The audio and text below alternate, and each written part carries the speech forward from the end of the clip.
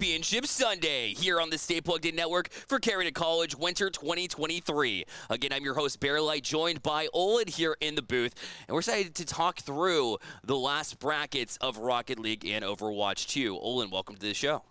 Thank you, Bearlight. How's it going? Not too bad. Can't complain. We obviously saw some really good matches yesterday overall, starting with a little team that I wanted to talk about in just a bit in Overwatch 2 called Deerfield. We'll actually get to see them a little bit later in this broadcast as well in their quarterfinals matchup, so that's pretty awesome. But let's talk Rocket League right off the bat and look at where we are here in the bracket. Although we don't have a graphic, we'll talk you through it the best we can. Shoot us with the #1 seed, and we saw why as they were absolutely dominating yesterday, put on quite a performance.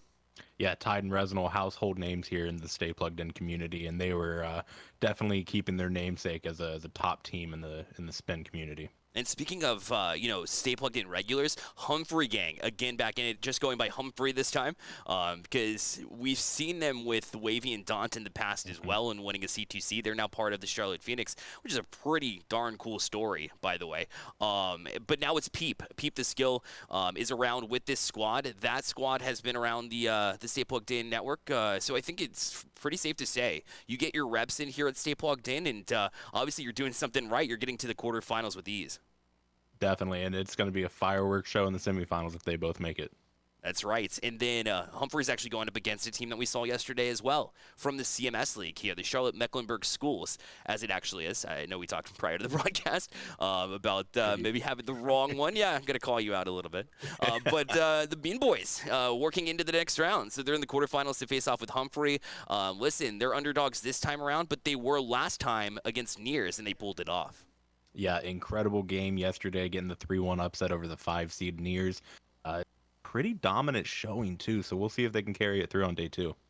That's right. On the other side of the bracket, we have a few teams we haven't seen quite yet, as Bag Chasers facing off with BBE, and then we have Miracle facing off with 916 Frosty. So the winners of those two matches will go and play each other in the semifinals. Same applies with Shooters versus Sanction Black and Humphrey versus Bean Boys. The winner of those two matches will face off as well, and we'll get to see the finals of the Rocket League bracket as well. It'll be casted here on this channel. Me and Discounts on the cast for this one, and we'll charge in a Master Hamster we have here on the Overwatch 2 side, which will kick off the Overwatch brackets here on the main channel, which is cool. We got the bracket listed up here for us as well. Royalty facing off with Starlights. We've got NCEA Elite facing off with Rizless, a team that Old Charge will get into a little bit. I know he's got a little bit of history, or at least notes written up for that team as well. We got Impact facing off with Roland Ronalds. I think I got that right. And then Lords of Cinder facing off with Deerfield Warriors, which, by the way, we have an interview lined up with one of their players, the captain, actually.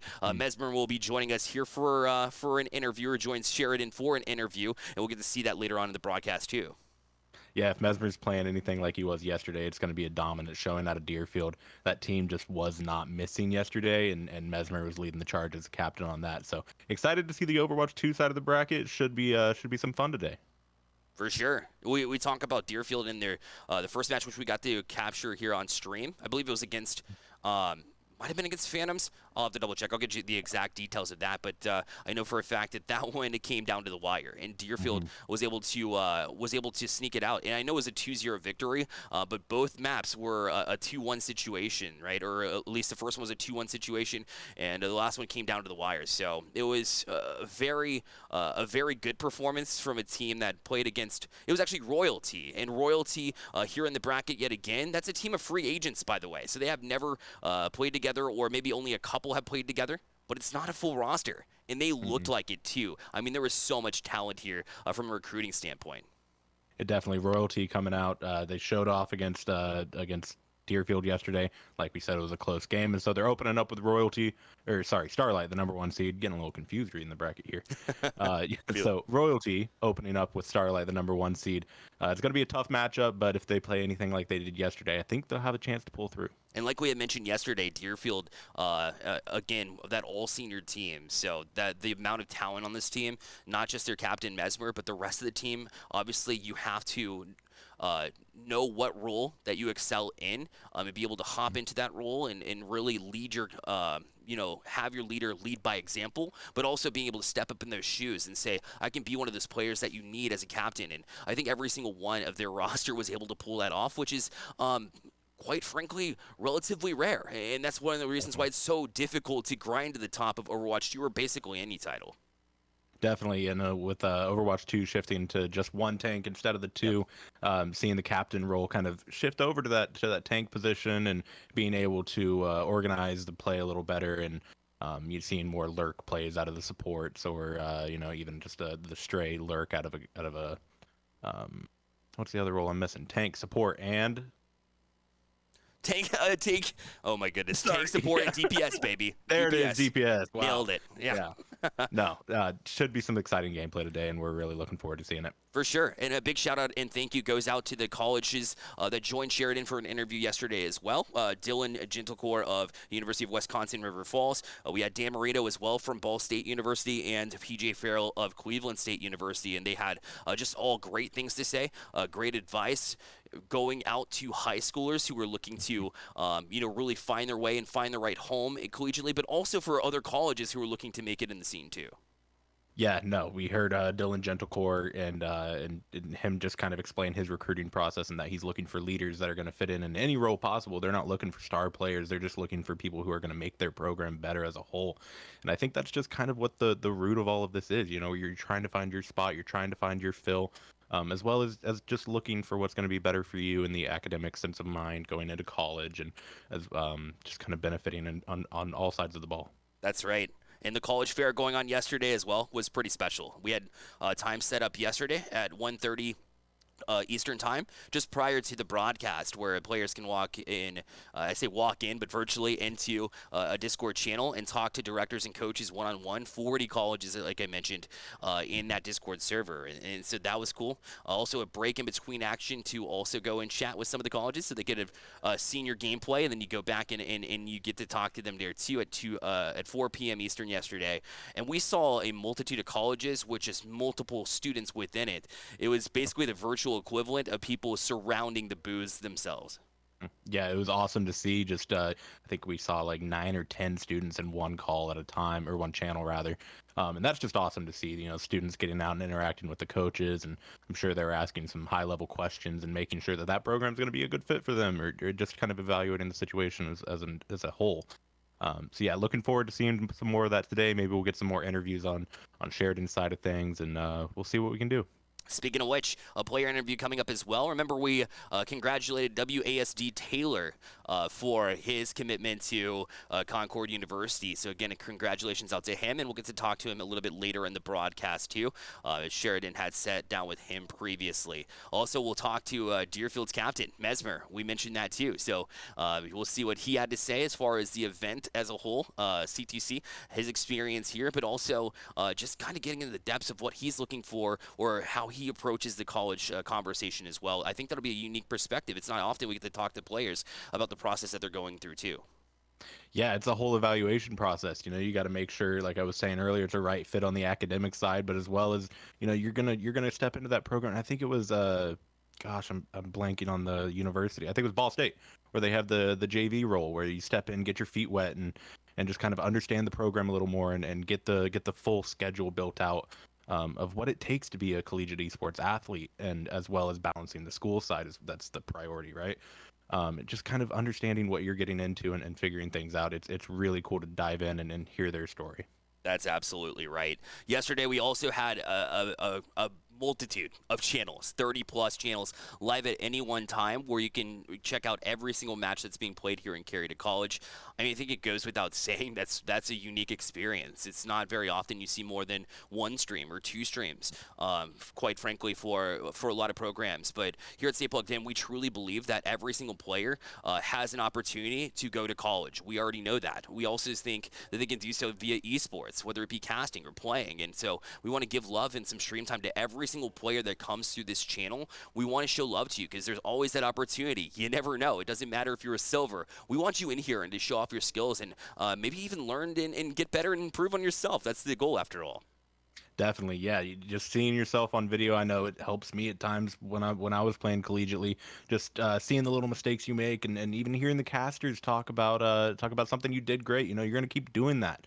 VOD review is crucial, and just having a second pair of eyes is a coach or an analyst role, or even casters can double as that sometimes. So yeah, definitely want every player we can to get on stream and to broadcast their talent.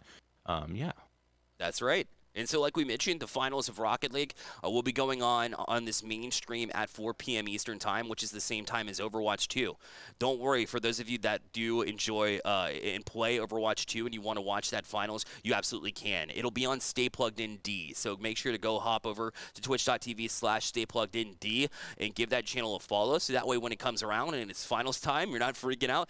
You know where to go for that finals. And here on the main channel as well, while the Rocket League finals is going on, I'll be giving you live updates as well as far as how that match is going, so that way you're not missing out on any of the details too. But I mean, quite frankly, a lot of action to cover, and the more the merrier, I always say.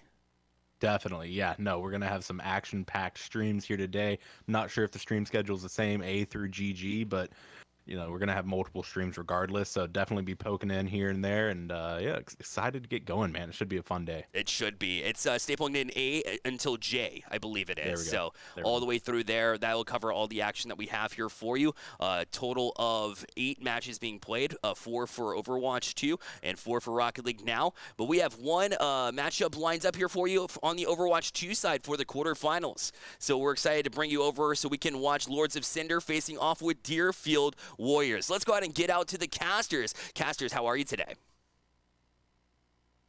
Thank you, Bear. We're very good. Master Hamster alongside All Charge here, and can't wait to get into this one. I mean, I was here for day one, and I love it when I get to work back-to-back days, especially when I get to see the same teams that I saw yesterday compete again.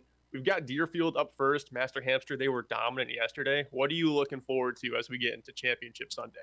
I mean, there are a lot of things, right? I'm sure this is the time where these teams really want to show off what they're made of and what they can do. So, I mean, I'm just excited to see the high level gameplay, especially now that we're moving into the quarters and the semis. And like you said, we saw a little bit of Deerfield yesterday, and they were dominant. In particular, their main tank was just going crazy. I saw a couple of those clips, and I'm kind of hoping that they pop off again because, man, that Sigma gameplay on Eichenwald was immaculate. It was insane, and I'm really hoping we get to see that. And maybe Lords of Cinder will also be able to show off some of their skill as well. So I'm just very excited all around to see all this wonderful gameplay.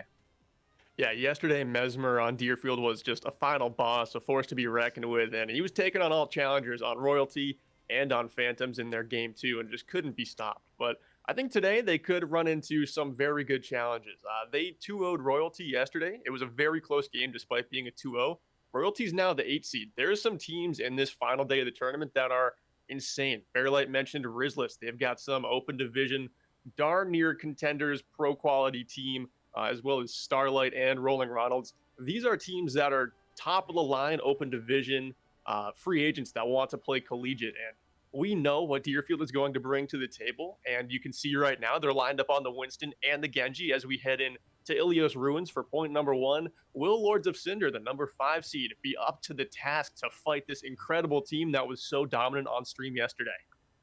Well, we'll have to see. I mean, right now, it'll be really interesting. I love Ilios. I love starting out on Control as a map in general, just because it's a great way for these teams to really feel each other out, get into a little bit more of a brawl or dive kind of mindset, and figure out where the weak link of each of these teams are. In particular, we're going to see Mesmer on that Winston and Cheese on the Doomfist, so we're going to see a lot of diving into that backline, really trying to take advantage of supports that are out of place or even DPS that aren't ready for it. And already Reckless going to start out with a first blood kill onto Uni, that Reaper. Yeah, and we already know that once Deerfield has some blood in the water, they just go for it, especially if Mesmer has that jump on cooldown. Him and Hideo just come in and cut up the opponents. Once that original DPS in Uni was down, it was just wiped out. Uni's hiding right now. They did get rezzed back up, but they got nowhere to go. I mean, the res came through, right? But if there's no team around to help you once you're up, so Uni doing a great job just playing safe, waiting for the rest of the team to come back. But look how aggressive they're playing right now. Hideo is just already going for the kill, gonna find that BAP as Mesmer finds the Sojourn as well. And yeah, Oni's on point, but without a team, there's not much they can do. Yeah, and we kind of saw this yesterday too. In their game against Royalty, they really couldn't be this aggressive as they are now, where they hold all the way up in spawn. But in their second game up against Phantoms, that was a little bit of a weaker opponent to match up against Deerfield, and they just started to limit test. They want to find out exactly how much they can get away with before they're stopped. And I don't think they're going to waste any time doing that today. They're all the way up in the Lords of Cinder spawn doors right now, and we're going to see this continue until Lords of Cinder get it together a little bit, make a coordinated play, and stop Deerfield from just pushing all the way up the map. Oh my goodness, yeah, what do you do here? We've seen Cheese switch into 3 different tanks at this point. Nothing is really sticking, nothing's really working.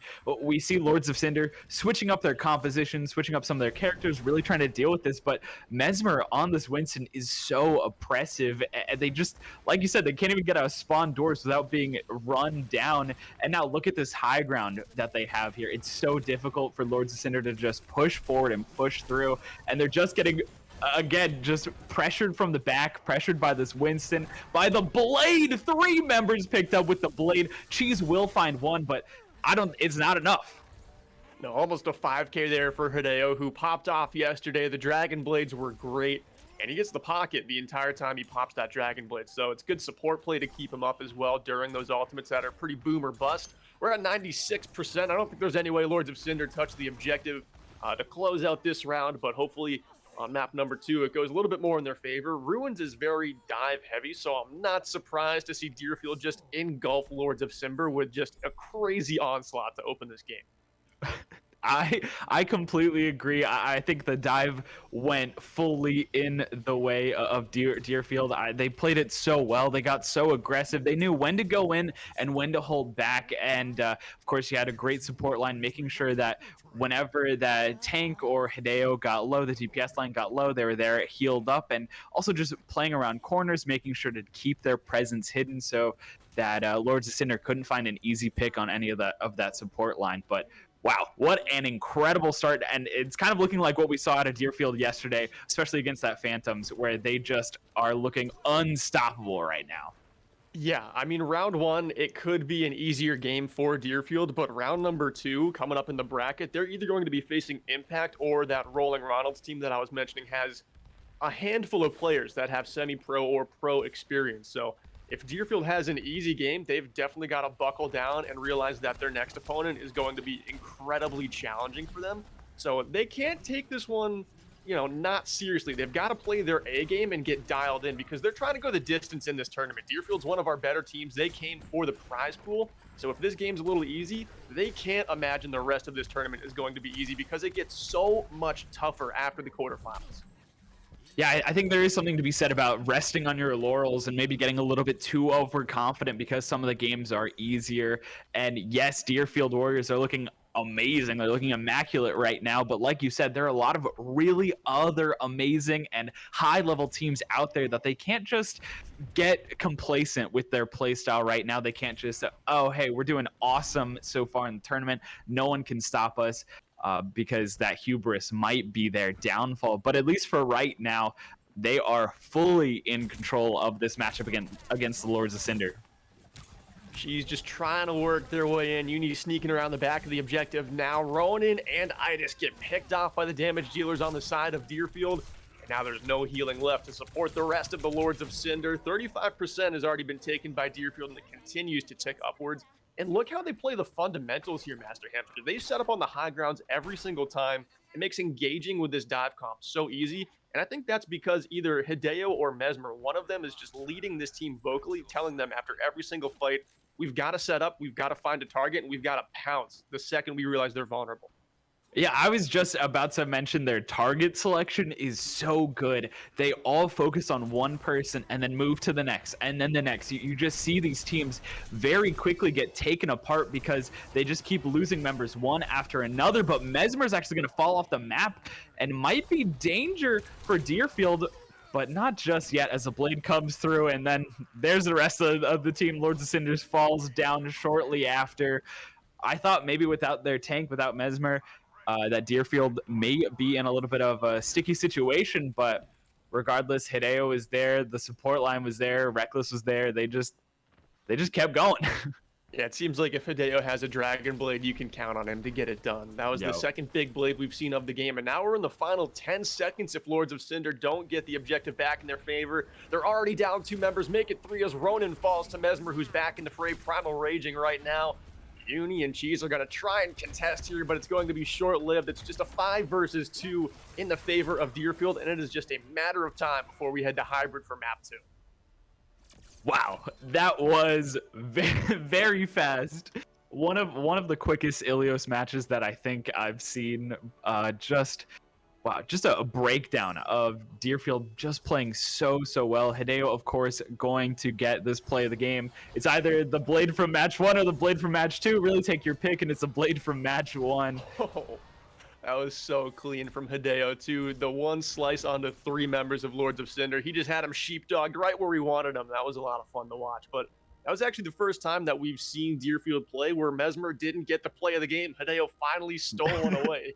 Mesmer had all 4 play of the games in the Deerfield matches yesterday, so it's nice to see a fresh face there. You know, I think at least for this matchup, right, Mesmer was playing very fundamentally strong, very just good all around, but nothing super flashy. Hideo here coming out with these blades, really kind of showing off a little bit, being a little flashy with it. You know, like you said, hitting 3 players with 1 slash of the blade, really going for it, that play of the game. I'm sure there's a little bit of a rivalry in between the two of them, trying to see like, hey, who can get the most plays of the game, who can really show off the most here. And I mean, Deerfield Warriors coming out to play. They are not messing around at all. What an amazing Ilios. And next we have Hybrid. I don't even know what to expect at this point. Yeah, and like Bearlight was saying before we jumped into this game, is this Deerfield team, all of their members are seniors. So if you're a recruiter looking at them, well, you can look up and down the lineup. I know we talk about Hideo and Mesmer a ton, but the rest of this team, Reckless, Ponch, Mookie, they're all stellar players. I mean, this team clicks as a unit. It's really not just the Mesmer and Hideo show. They're only able to do what they do because they get great support behind them.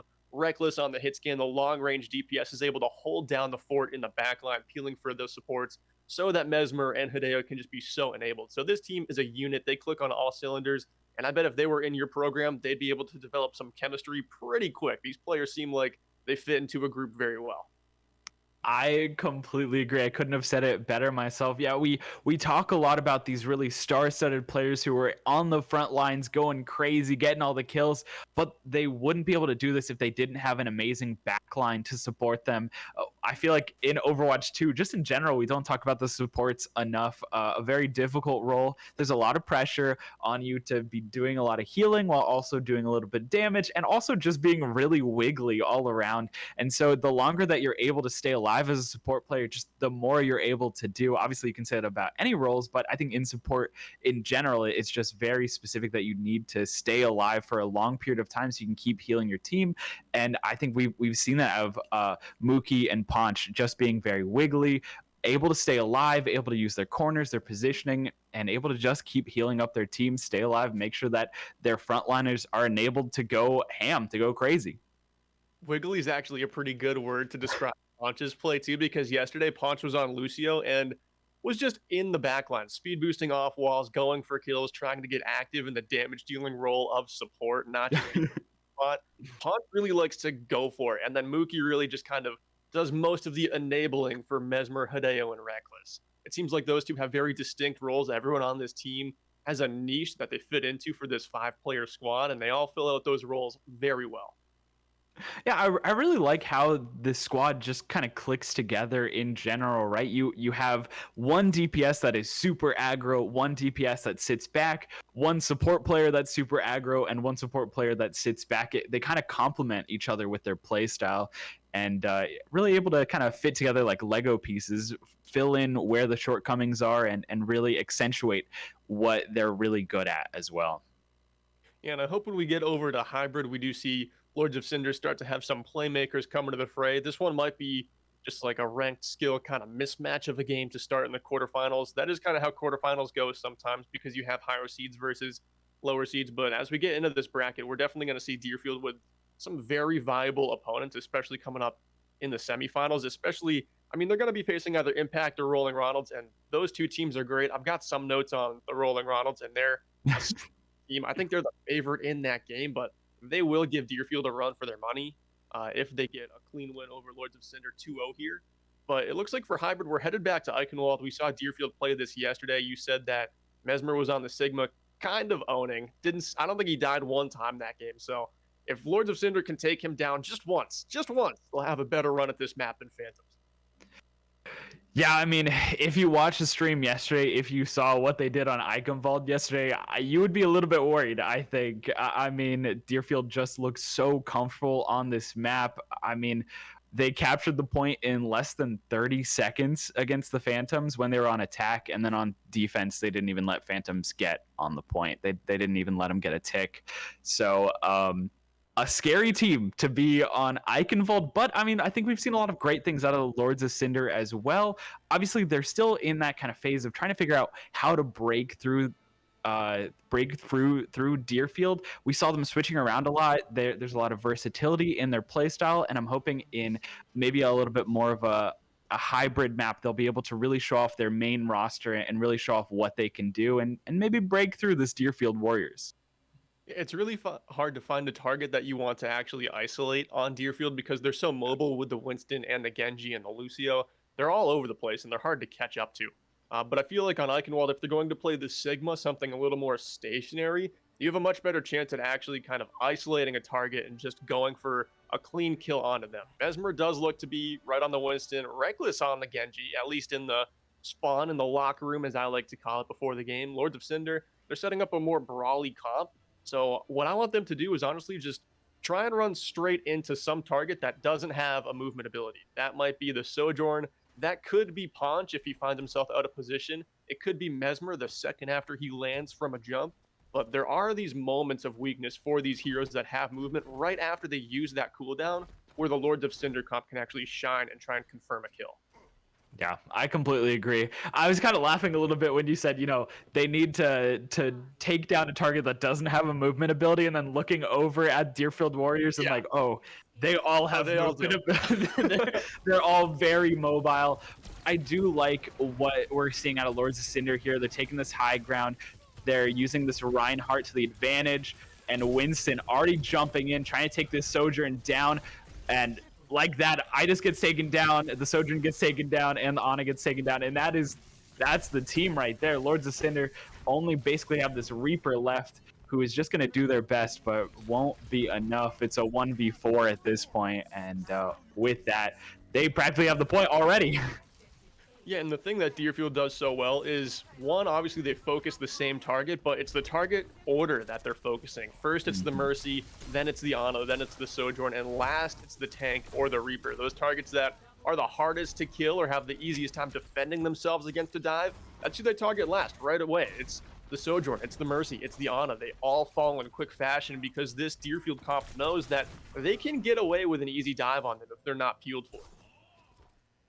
They are able to pick up one pick here on Mookie, but again, like you said, the target focus is so good, making sure that those healers are down, and then everyone else is just easy pickings after that. Uni will get taken down. We do see Uni kind of separated from the team a lot, because like you said, Reaper, one of those more difficult characters to lock down and really get rid of. They can be a little bit of a thorn in your side when it comes to these kind of games. Mesmer, again, finding the healers on Lords of Cinder, followed by both DPS, and with that, Deerfield is just moving forward. No signs of slowing down or stopping at this point. Yeah, Deerfield is just continuing to buzz. They're clicking on all cylinders just like they were yesterday, and their head coach, Coach Metal, says that Mesmer is one of the best leaders that he's ever coached. And I think that's why some of that target prioritization is just so clean on this team, because whatever Mesmer says, this team has full trust in him. Look at that disruptor shot from Reckless, just closing off that doorway, finds both of the supports. Hideo goes in with the blade to cut up two, and it's another clean fight for Deerfield. This team just dissects every single time they go into a fight. And I think that fight in particular was just very heavily based on positioning. We saw Cheese go out a little bit aggressive, trying to make some space with the Diva, but didn't realize the positioning of Deerfield Warriors, left the team alone, basically. And with that, they all fell without their tank. And then eventually the tank was taken out. But again, it's all about positioning, all about where the Deerfield Warriors hide and where they position themselves. And right now, staging on the high ground as well. They always know how to get up to the high grounds, how to open up opportunities onto the back line as Mesmer goes in and takes down Itis to start. Once again, it's the Mercy that falls first, followed by the other support in Ronin. Now there's really nothing left to keep Lords of Cinder alive through these final 10 meters of Eichenwald. The payload is nearly to the finish line with a ton of time on the clock. Deerfield just had a flawless round of Overwatch to open up Eichenwald. They couldn't even leave spawn. Mesmer was just standing in front of spawn doors. They couldn't go anywhere. Wow. Oh my gosh.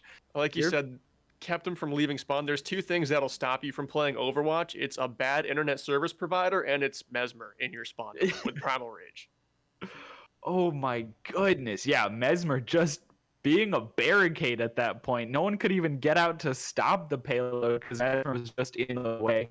But of course, great healing from the support line on Deerfield Warriors, able to keep Mesmer alive, able to allow these sort of antics where Mesmer can just stand in front of the door and go full monkey mode. I mean, yeah, it's an uphill battle for Lords of Cinder.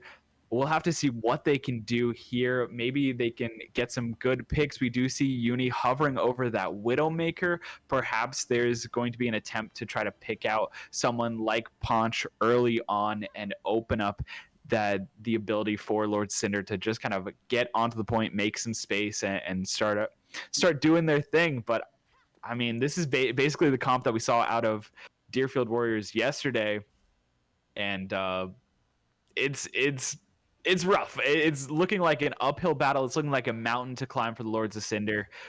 We'll have to see what they can do here. I hope they get something done. If they can find a couple of kills or even take the first point, that's a huge win in my eyes for Lords of Cinder. This is clearly a little bit of a mismatch here, and we do see that sometimes in quarterfinals in the opening round of a tournament, but college esports is a wide open home that's incredibly inclusive, right? Like, I work with the NECC. We have divisions all the way from bronze and silver ranked all the way up to the very best grandmasters. Like, I know Illinois State, the Redbirds, they're like the best, literally the best semi-pro team that's not in the Overwatch League. And then you have the bulk of college esports, which is much lower ranked. Pablito gets a kill right there. That is the first kill of the game for Lords of Cinder. What a time. What a time for it to happen. Mesmer still cleans up the fight, but right now, Master Hamster, I'm looking for Lords of Cinder to get a couple of kills, find some target prioritization. If they get the first point, that's a huge dub for them. Yeah, no, honestly, I think it was great target prioritization, target focus, right? They took down Hideo, and I think that's exactly who they need to be focusing. Obviously, it's going to be difficult when they have a Mercy that can just res him, but Hideo does so much damage on that Han, so if you can take him out of the fight, you can make some space for yourself. As we see here, Hideo getting that pick onto Cheese, who's trying that Ramatra, which, by the way, love that character. A really interesting pick. I feel like has kind of a niche spot in the meta, so I'd love to see that teams are experimenting more. But what a great lift, and that is Lords of Cinder immediately taken out with that beautiful lift there.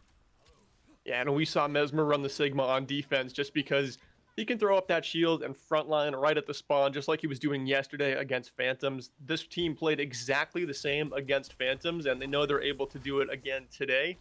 We've seen some good changes come into Lords of Cinder, and they're coming out of the spawn as a unit. They're making it harder for Deerfield to take them down, but Deerfield, they're just so good at finding those weak targets on the side of Lords of Cinder.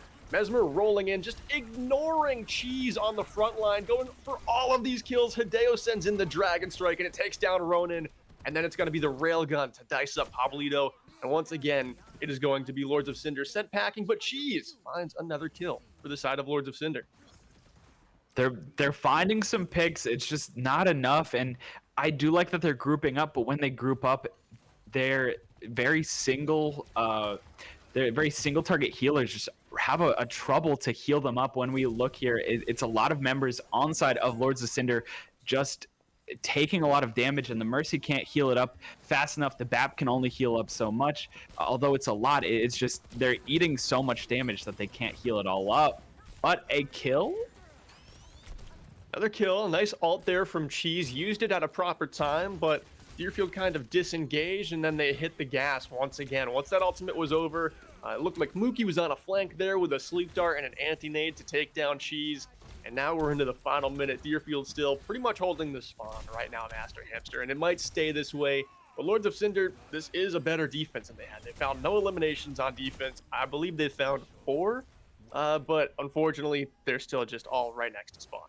I think they did find 1 kill on defense. I believe they took out Mookie once on defense. But yeah, they found more kills on the attack here. They have been able to make a little bit of space for themselves. But again, like we said before, this is looking like we saw out of yesterday, where they're just getting spawn trapped. They can't get out. They can't really get any of these kills.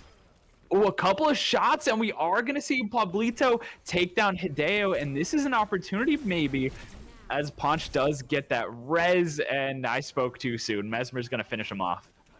We saw Idis throw in the premature GG with 20 seconds to play, just because they probably knew that Deerfield had a ton of ultimates to burn too, and there was a lot of ground to cover between spawn and the objective, and a lot of ultimates that stood in their way.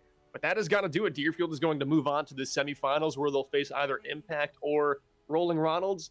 One of those, it doesn't matter which one it is, they're going to be a very formidable opponent for this Deerfield squad. So I'm looking forward to see if Deerfield can push through the challenging semis and make it into our finals, or if they will meet their match. Finally, they are undefeated 3-0 on stream for this event. It's been an incredible performance. Master Hamster, I mean, hats off to Deerfield, right?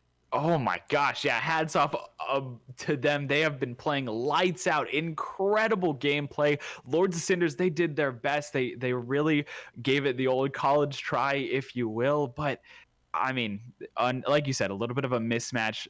Deerfield just looking unstoppable. They looked like they could not be touched in that matchup. So I am really excited to see how the semifinals shake up, especially because, like you said, the teams that are going to make it into the semifinals are nothing to scoff at. They are definitely bringing in their own weight. They're bringing in their own guns. And I think from here on out, Deerfield will have a little bit more of a difficult time in making it through. But for right now, 3-0 throughout the days. Yesterday, they went massive. Today, they're going crazy. We'll have to see how it shakes up. And for Lords of Cinder, I mean, like I was saying in the middle of this game, College Esports is a home that is wide open to all ranks of players. Deerfield might be more toward the top of those ranks, but I was saying this yesterday on the stream too. Like, I was a baseball player in college. By no means a Division I baseball player, but I loved the game and I played in college. The fact that the Lords of Cinder players are here today means that they take esports seriously and they want to play in a collegiate program. Not all of them are toward the top of the ranks. In fact, the vast majority of them are like platinum, maybe diamond rank. So Lords of Cinder, I'm sure they fit into that bunch very fine. It's just that Deerfield, they're a well-oiled machine with great coaching coming out of high school. This team is dialed into play at the top of college esports. But if you're Lords of Cinder, stick with it, stay serious about it, and you're going to find a home in college esports. Yeah, exactly. And like you said, there are so many levels in collegiate, as well as just people who want to play collegiate, but they also want to be a part of something bigger. They want to build programs. And that's what a lot of these esport collegiate programs are looking for, are people that not only just want to play the game, but also want to expand and help grow programs, help grow esports, and just the community that surrounds it. So I'm sure Lords of Cinders will find a place that they truly belong, because, man, they are good. It's just when put up against a team like Deerfield, ooh, what can you do? There's not much you can do. There really isn't. Just kind of unlucky draw. You're facing the final boss at the very first level of the game, it seems. Deerfield is just unstoppable right now. We'll see if they meet their match in the semifinals. We're going to have those coming up just after this short break. Stick around.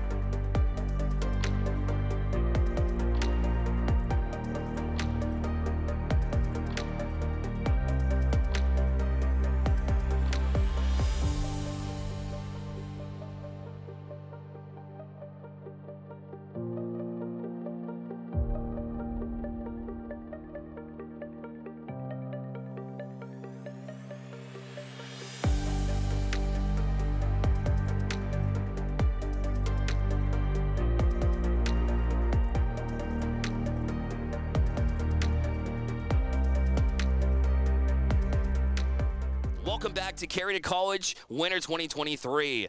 Again, my name is Bearlight, your host, alongside my co-host, Owen, as well as we got to see Deerfield do what they do best. In the first day, they were dominant. In day number 2, the same trend continues. It was impressive to say the least. Seeing the Hideo and Mesmer combos, the Sigma and the Hanzo, it was just great gameplay all around. You got to imagine that since we're going to hear an interview recorded yesterday with Mesmer later on in this broadcast, it's probably positive vibes seeing as he came in today with that head of steam. So that's going to be awesome to watch. But in the meantime, we have a player interview right now and congratulating Mr. WASD Taylor for his commitment to Concord University. Taylor, welcome to the stream. We appreciate you being here. Appreciate you guys having me on. Absolutely. Olin, I'll let you start off with the questions. Yeah, man, thanks for coming on. We were just wanting to dive in a little bit. And how'd you discover Spin? So I discovered Spin, actually a teammate of mine from last year who's also at Concord University. Kind of introduced me, connected me with some of the guys there, and then it was kind of go from there, create a profile, and everything just started happening. Yeah, that's awesome, man. Cool. So what's one thing you've learned about your play style in the past year so that you think you've improved on, and you're proud of to bring on to Concord University? Yeah, I think the thing that's contributed most to my personal growth with Rocket League is the Stay Plugged In LANs that I've been a part of. I've been a part of 2 of them. Playing that level of competition is you can't really compare anything to it. And, between that and just bonding with my teammates and team chemistry, just being a team player, that's the thing I look forward to taking. Yeah, it's a very important thing to have, is to have a team around you, right? And so I wanted to talk about your experience at JCC. That was one of the LANs that at least I got to meet you at. I know that you helped out to set everything up. You also competed in that LAN. And in addition, you even got in the casting booth, too. So a jack of all trades, if you will. Talk a little bit about that LAN experience that you had at JCC, but also a little bit about what you learned from your time at JCC. Yeah, it was pretty straightforward. Everything was set to go. All you guys got there, and everything was set up in a couple hours. You can tell that you guys are bona fide professionals and know what you're doing. And given the opportunity to play there and cast, I casted some Valorant games, which was very fun. Just being able to experience all parts of the production and playing side of those LANs are, there's no experience like it. As far as JCC, they're really a second home for me. Anytime I'm not, at my own home, I'm here in the lab just looking to get better. And they fully supported me and the program. And I couldn't be more proud of this college. They give a lot to their students, sports athletes. I just appreciate the administration and all the people that support us. And talk about that's great. Obviously JCC preparing you for the next step forward, and the next step is Concord University. What did you see in that school, and what was that conversation and experience like when you're chatting with them in order to enter their program and contribute to them?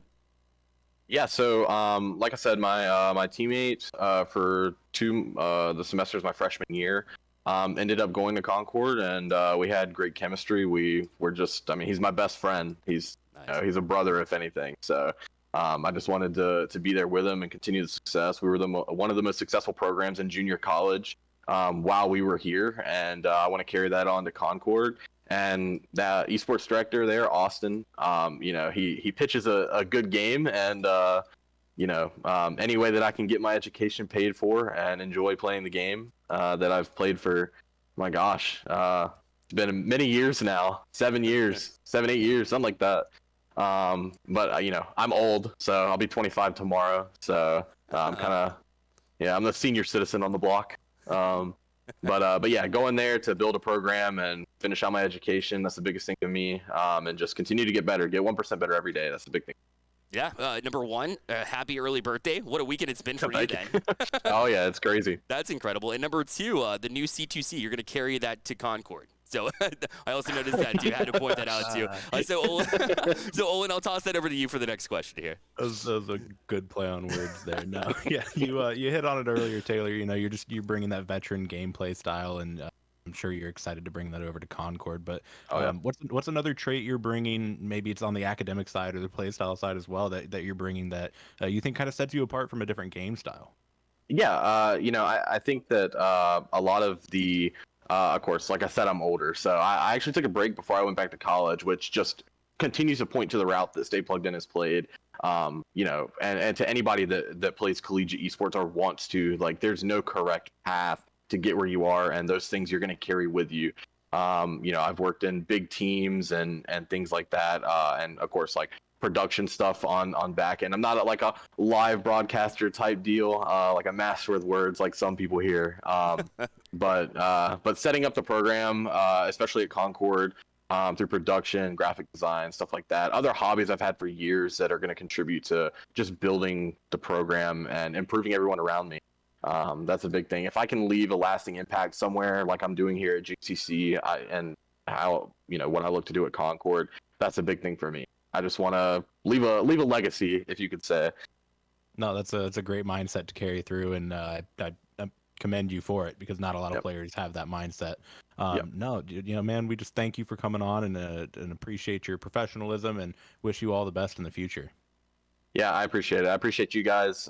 Like I've said, stay plugged in. You guys have worked wonders for me. You guys have been life-changing for me, and I couldn't thank you guys enough. You guys are all great. Everybody behind the scenes, everybody that participates in putting these events on, I couldn't be more thankful for you guys. And I'll make sure to tag people on Twitter for Stay Plugged In, And like I always do. And we'll tag you for sure to say congratulations again, Taylor. Thank you so much for joining us, man. Yeah, no problem. You guys have a good one. Hey, you too, man. Awesome stuff from WASD Taylor, getting involved in so many different ways, Olin, from, like we said, the casting booth, and maybe that's not going to be his go-to on a regular basis, though he did a great job. Obviously, being that age and going back to school as well is an important point, because really these opportunities are open to anybody who's interested in collegiate opportunities.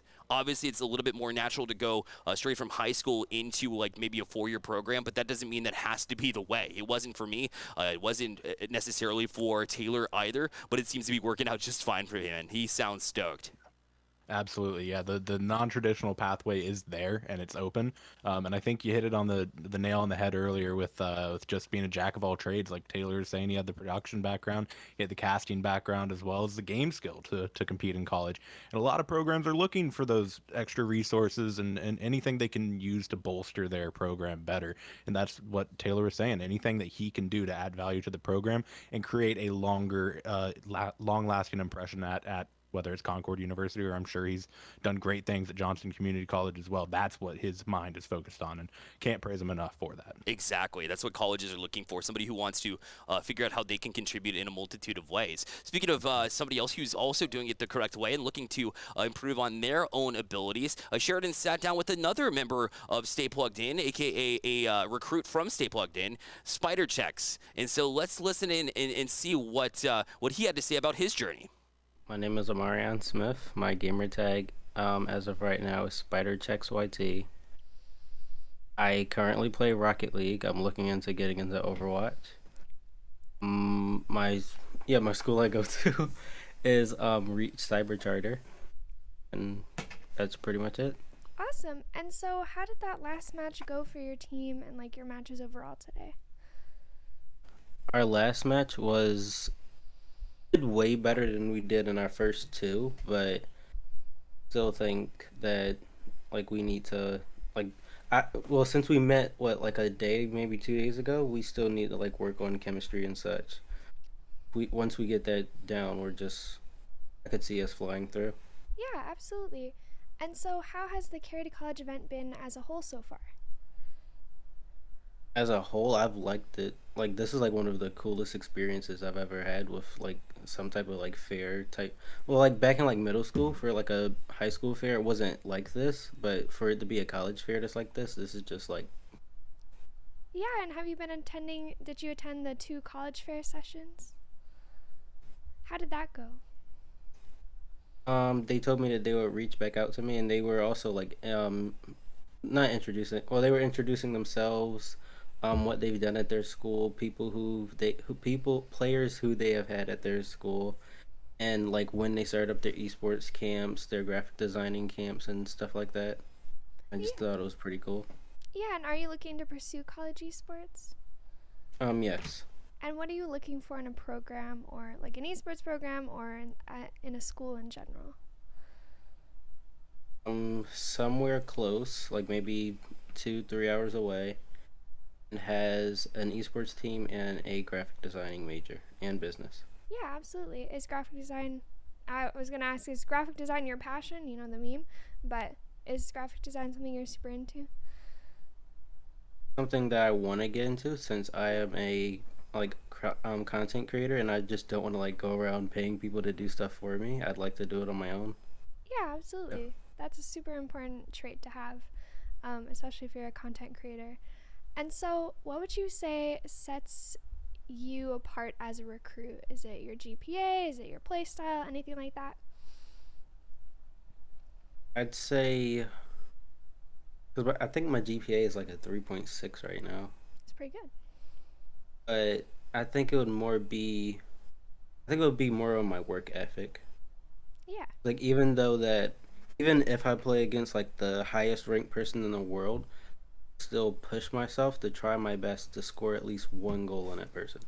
Yeah, absolutely. And I've talked to a lot of college coaches and asked them for advice and stuff, and they always say it doesn't even matter if you're winning all your matches. It's really about the mindset that you bring to the match, and so that's super important.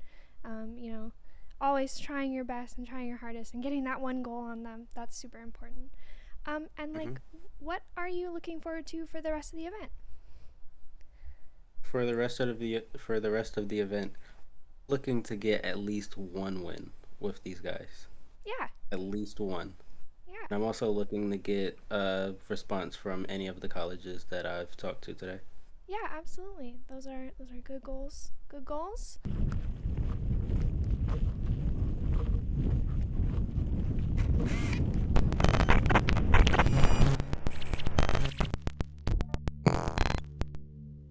It's crazy, Olin. Every single individual has a different and unique story that they'll love to share and what they're looking for, but at the same time, it's the same opportunity that they're after. So you see so many similarities and so many differences on everything that these recruits have to say. And for me, Spider Checks, it just hits the heart, right? It's just so wholesome, and just how do I figure out the next steps in the process?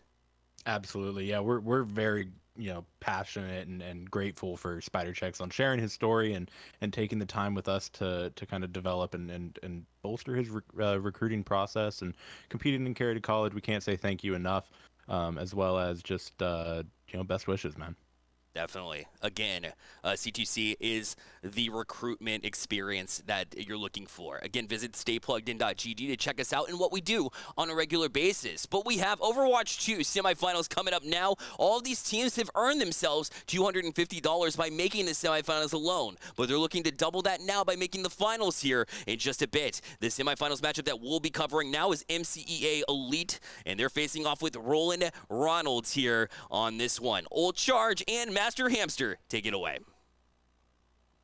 All right, thank you guys. In the semifinals, this is when it starts to really get exciting. Like Bear said, these players are all in the money now, and the prize pool only gets better from here. You're trying to get to the final. You're trying to win the final.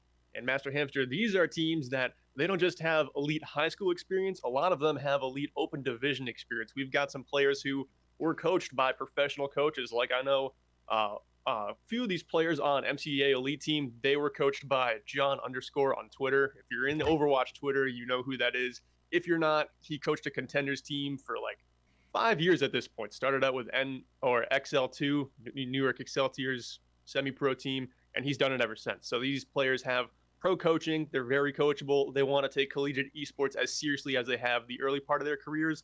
Master Hamster, let's get straight into it. This one punches up from the last game we saw. It really does. I mean, yeah, we can say from the last one that we saw in the quarterfinals, it was a little bit of a one-sided battle. This should be a lot closer. I will say, though, when it comes to looking at these teams, both of these teams have actually come from the same open play group. They're both from the Group C, and they've actually played each other before already, with Rolling Ronalds getting the better of that engagement. So it is a little bit of a rematch situation happening here, and I think that makes it even more interesting to see. Will the Rolling Ronalds continue to keep rolling through to the finals, or will the elite team be able to stop them and bring themselves the revenge that they needed and into the finals, into more money? Yeah, this one is bound to be incredibly close. This one could actually go the distance, could go all 3 maps. We're going to start out on Lijiang Tower. Night Market, in fact, is going to be our very first point played on this control map. I believe this one goes all 3 points of Lijiang Tower. As we start to get into it, you can see that MCA Elite team, they're going to be our blue team, and then Rolling Ronalds, they're going to be our red team to kick things off here. Well, I'm excited. I love Lijiang. It's one of my favorite maps. I think it's just a classic that people always come back to. We are going to see maybe a sim start come out from at least one of these teams. And interestingly enough, the tanks, we sometimes see a little bit of a mirror matchup, but the tanks are extremely different, where we have Ronan on the ball and Deep Sea Diver on that Orisa. So this could be very interesting as we get into round number 1. We do have that sim teleport strat, not quite up to where I thought they were going to, but at least it allows them to get on the point very quickly. Yeah, and Rolling Ronalds, they're running what a lot of people would consider to be the hard meta with the Orisa, Sojourn, Kiriko, Lucio, and the Tracer.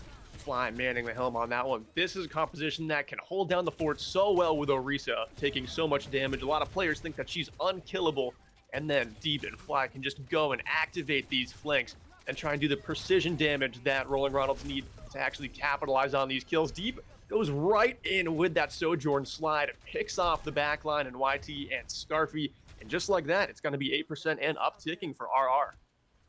Yeah, and they are in the driver's seat right now. They're in a perfect position. Like you said, they can really just dig in their heels now with that Orisa. Oh, they have to be careful with the ball on the flank. Gonna be able to knock up a couple of the players, but Ronan has to be so careful. Might get caught out here. Will get that big pack. And again, this fight is so split up. It's so separated. Really thanks to Ronan on the ball, just being a nuisance in the back line. Yeah, and I wouldn't expect to see Ronan stick on the Wrecking Ball the entire duration of this game, especially if RR is going to continue to play this comp, because it's dislodged for a second, but Sojourn can slide right back in. Fly is almost never dislodged. Deep Sea Diver, they can just kind of fortify through those Wrecking Ball boops. So I wouldn't expect to see this composition stay the entire time, but getting a little bit of work here is certainly fine to open up on Night Market. Night Market's one of the stronger Wrecking Ball maps, but right now he might not be the strongest hero in the game.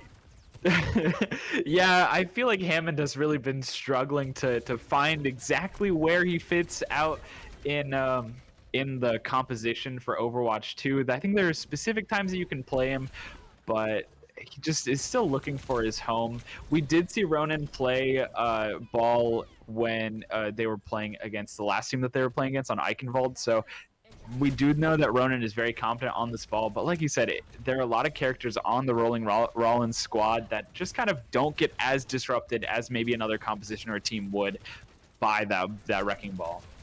We're going to have Ronan with the Wrecking Ball Minefield online here, trying to throw it in the back of the point to just, separate the fight a little bit, but very quickly, Rolling Ronalds come right up into the front line, right into the courtyard of this objective, and they clean up the damage dealers on the side of MCEA Elite.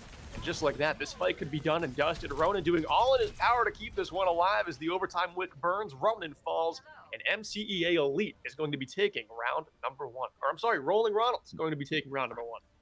Rolling Ronalds taking round number 1, and I mean, we saw the differences in how the ultimates were used, specifically that Kitsune rush. Rolling Ronalds were able to get a beautiful Kitsune rush that was able to change the fight, and unfortunately, when MCEA Elite used their Kitsune rush, it just didn't have the same effect. The rest of the team was taken down before they could really utilize how awesome the Kitsune rush ultimate is. And I think the ult usage and ult timing is going to be the difference maker, especially in this game where we see some very impactful ultimates, and some of them going the distance and doing what they need to, and some of them falling short a little bit. Yeah, just a hair. And we are going to see Ronan continue to play the wrecking ball here. Not sure if it is the move, but we saw this yesterday with Deerfield where they were kind of living by the sword, dying by the sword, trying to play their best heroes and just make it work, trying to figure out the puzzle with a difficult piece in your hands. Ronan got to be sticking on it, see if they can do some more effective tanking this time around. That's not going to work, though. Deep with the railgun and Deep Sea Diver with the javelin. Hit him to the wall. Hit the easy crit damage there for the kill. And it should be another Rolling Ronald's first take here. YT does find that headshot kunai on to fly, but it's not going to be enough. That was almost poetic timing with you being like, oh, maybe the wrecking ball will work, and then Ronan exploding, disappearing instantly. So they will be switching up here onto the Winston. I think this is a better pickup. The ball just wasn't getting or going the distance that they needed it to. Right now, though, the Winston, even struggling to get in, does get booped a little bit on the jump, and now in an awkward situation, we do see a pick onto Deep, though. This is the opportunity that Elite may need. They get a boop as well. Awkward situation. Ronan will stay alive just a little bit longer. Oh, no. Oh, Ronan tried to jump up to the roof and slide back down and stay alive, but unfortunately fell into the pits of despair. Still, though, it is going to be MCA Elite kept alive by their damage dealers trying to find some kills, but no ground is easy to find in this game. Deep Sea Diver finally does take down Scarfy, and I do believe Rolling Ronald is going to be holding on to this objective for now, as this Orisa just cannot be killed. That javelin on the Pharah, oh my goodness. Yeah, the Rolling Ronald's team is looking so strong right now. MCEA Elite just cannot get in. They are trying their best. We see them touch the point for a little bit longer, but even when they get kills, even when they get that first pick, they're not able to finish off the fight. And unfortunately, the Rolling Rollins just are able to sustain longer, stay alive for a little bit longer, and take these longer and more drawn-out team fights. And I do want to point out that Deep, the player we're spectating right now, used to be an open division main tank. They've since just turned to a DPS player because their mechanics were too cracked to stay on tank for too long. They discovered that, oh, I'm a Sojourn God. I should be playing this hero. I want to play this hero at an elite level. So Deep has transitioned roles in the last year and has been stellar ever since doing so. Yeah, perfectly exemplified by that quick 3K that we saw there. Very unfortunate, very awkward. The Lucio doesn't make the jump and ends up dying. We might see MCEA get this point. Ronan does get a kill here, and they are just trying to hold. Do see Primal Rage get popped as well as beat onside of Rolling Rollins. They are holding it 99% for Rolling Rollins. Even if they lose this fight, oh no, what happened there? These koi fish have been so well fed here in round number 2. It's been ridiculous. The point is almost flipped over to the side of MCEA Elite. We've got a 1-versus-1 duel here between some Tracers. Deep is now in for some reinforcements for Rolling Ronalds. Can they get it done? Overtime burns down quick. Kita can't touch in time. And just like that, it is a 2-0 victory on Lijiang Tower for Rolling Ronalds. Wow, that was very hectic, especially at the end there, where it really did look... it did look like we were going to see MCEA Elite at least take the point, but... on the side, we have one Lee Clover getting the play of the game. Just some boops and aggressive Lucio play happening here.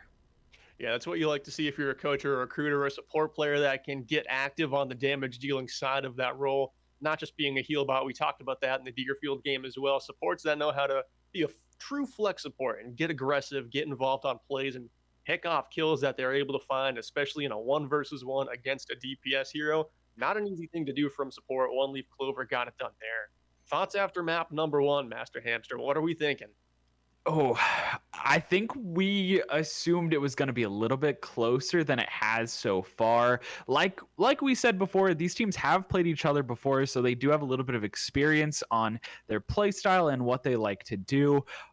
But this so far has been very one-sided. Rolling Rollins very definitively in charge for both round 1 and round 2 of Lijiang. Perhaps when we move on to hybrid, we might see a little bit different out of this team. I know that we did see MCEA Elite do really well on Eichenwald earlier, so maybe that's where we're going to go. Just something different that will allow them to play their strengths. I think right now, though, on the Ronan on the side of MCEA Elite really wants to play this ball and is kind of just getting shut down anytime the ball wants to engage or do classic ball things. So I'm not sure what they're going to do. I think they need to change up their strategy just a little bit to get back into this game. Yeah, they were on the Winston toward the end of round 2 on Lijiang Tower. It just seemed like it was a little too late in the game to make that switch. But Ronin has shown that they're fine with switching, even if Wrecking Ball is the hero they wanted to show off their skills today. He doesn't fit in the meta very well right now. Ronin's trying to play for the win, so I think the hero swaps are good. We're going to be going over to Midtown next, maybe Kings Row. It actually looks like it is going to be Kings Row coming up. So not the most dive-centric map, a much more linear game.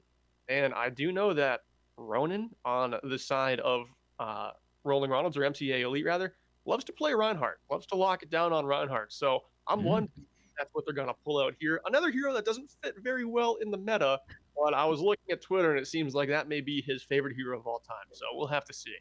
Well, I think that's the beauty of Kings Row, is even if it doesn't fit quite in the meta right now, Kings Row really offers a lot of creativity and freedom for these compositions. The map has been around since Overwatch 1. It's a staple and a fan favorite that really allows a lot of versatility and creativity out of these players. So if they want to do something that's maybe a little off meta or a little bit different, they have that freedom and that availability. So I think it is very possible that we can see a Ryan here, especially, as you said, their favorite hero. Ryan will fit in. They just need to make sure that they have that engage and the disengage with a Lucio or something that will allow this Reinhardt some more mobility than he normally has.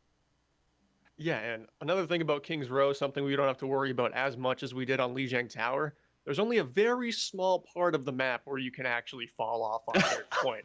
We were busy falling off the map on Lijiang Tower. I think there were 4 or 5 players between round 1 and 2 that just went into the pits or went into the koi fish pond. I won't have to worry about that too much on Kings Row. Yeah, there's really only that last part in near the checkpoint, the third checkpoint in Forge, that they need to worry about falling. So they can be safely on the ground for the most part of this map. As we do get into map number 2, this is a best of 3. So if Rolling Rollins are able to win out here, they will win out 2-0. And make their ways to the finals, which will be a best of 5. So the finals today will be the only best of 5 happening here.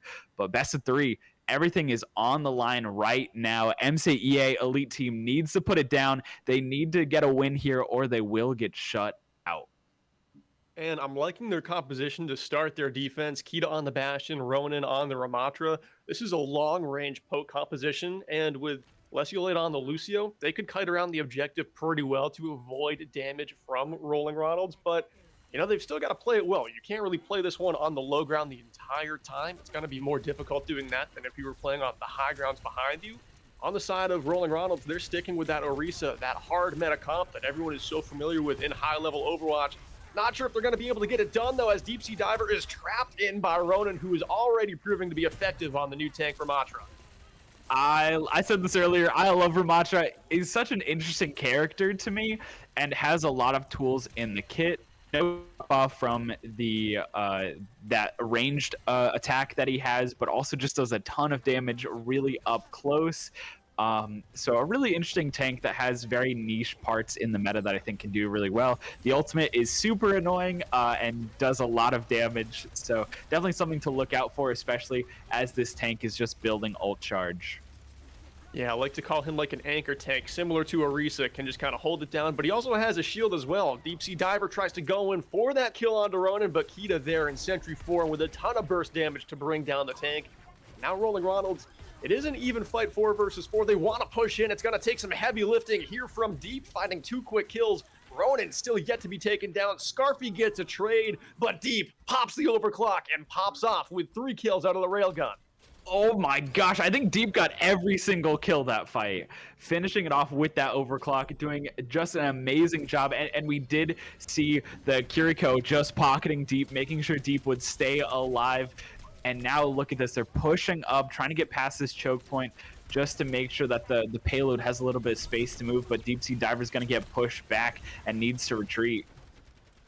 And I gotta mention again that Deep used to be a tank player in Open Division, transitioned over to DPS once they found out just how good they were at Overwatch 2 with one less tank in the fray and being able to play Sojourn. That's their new favorite hero, and they shine bright on it. But here it's Kita shining bright, the mortars raining down, finding a pair of kills. Scarfy and Ronan pick up the third and the fourth. Now the defense is able to hold in one of the stronger spots on Kings Road. Just as the second point Streets phase starts, they get to hold the spawn and then fall back to the archway. Yeah, Archway is so strong, and yeah, like you said, we can see Elite just pushing up, holding spawn if they want, or just hold this Archway. It's a really tough choke point, and then they also can fall past Bookstore if they want to have a secondary choke point to hold as well. So lots of space. We do see a lot of teams struggle here in particular, just because this hold can be really strong. But I mean, as I'm talking, Deep and Fly going to get a kill of their own, and with that, MCEA Elite just forced to back off. And Kings Row is one of the better maps for Mei, which is a hero that a lot of players are not familiar against or playing against, at least at this point in Overwatch 2. You don't see her too much in your ranked games, especially with like the current map pools on the ladder.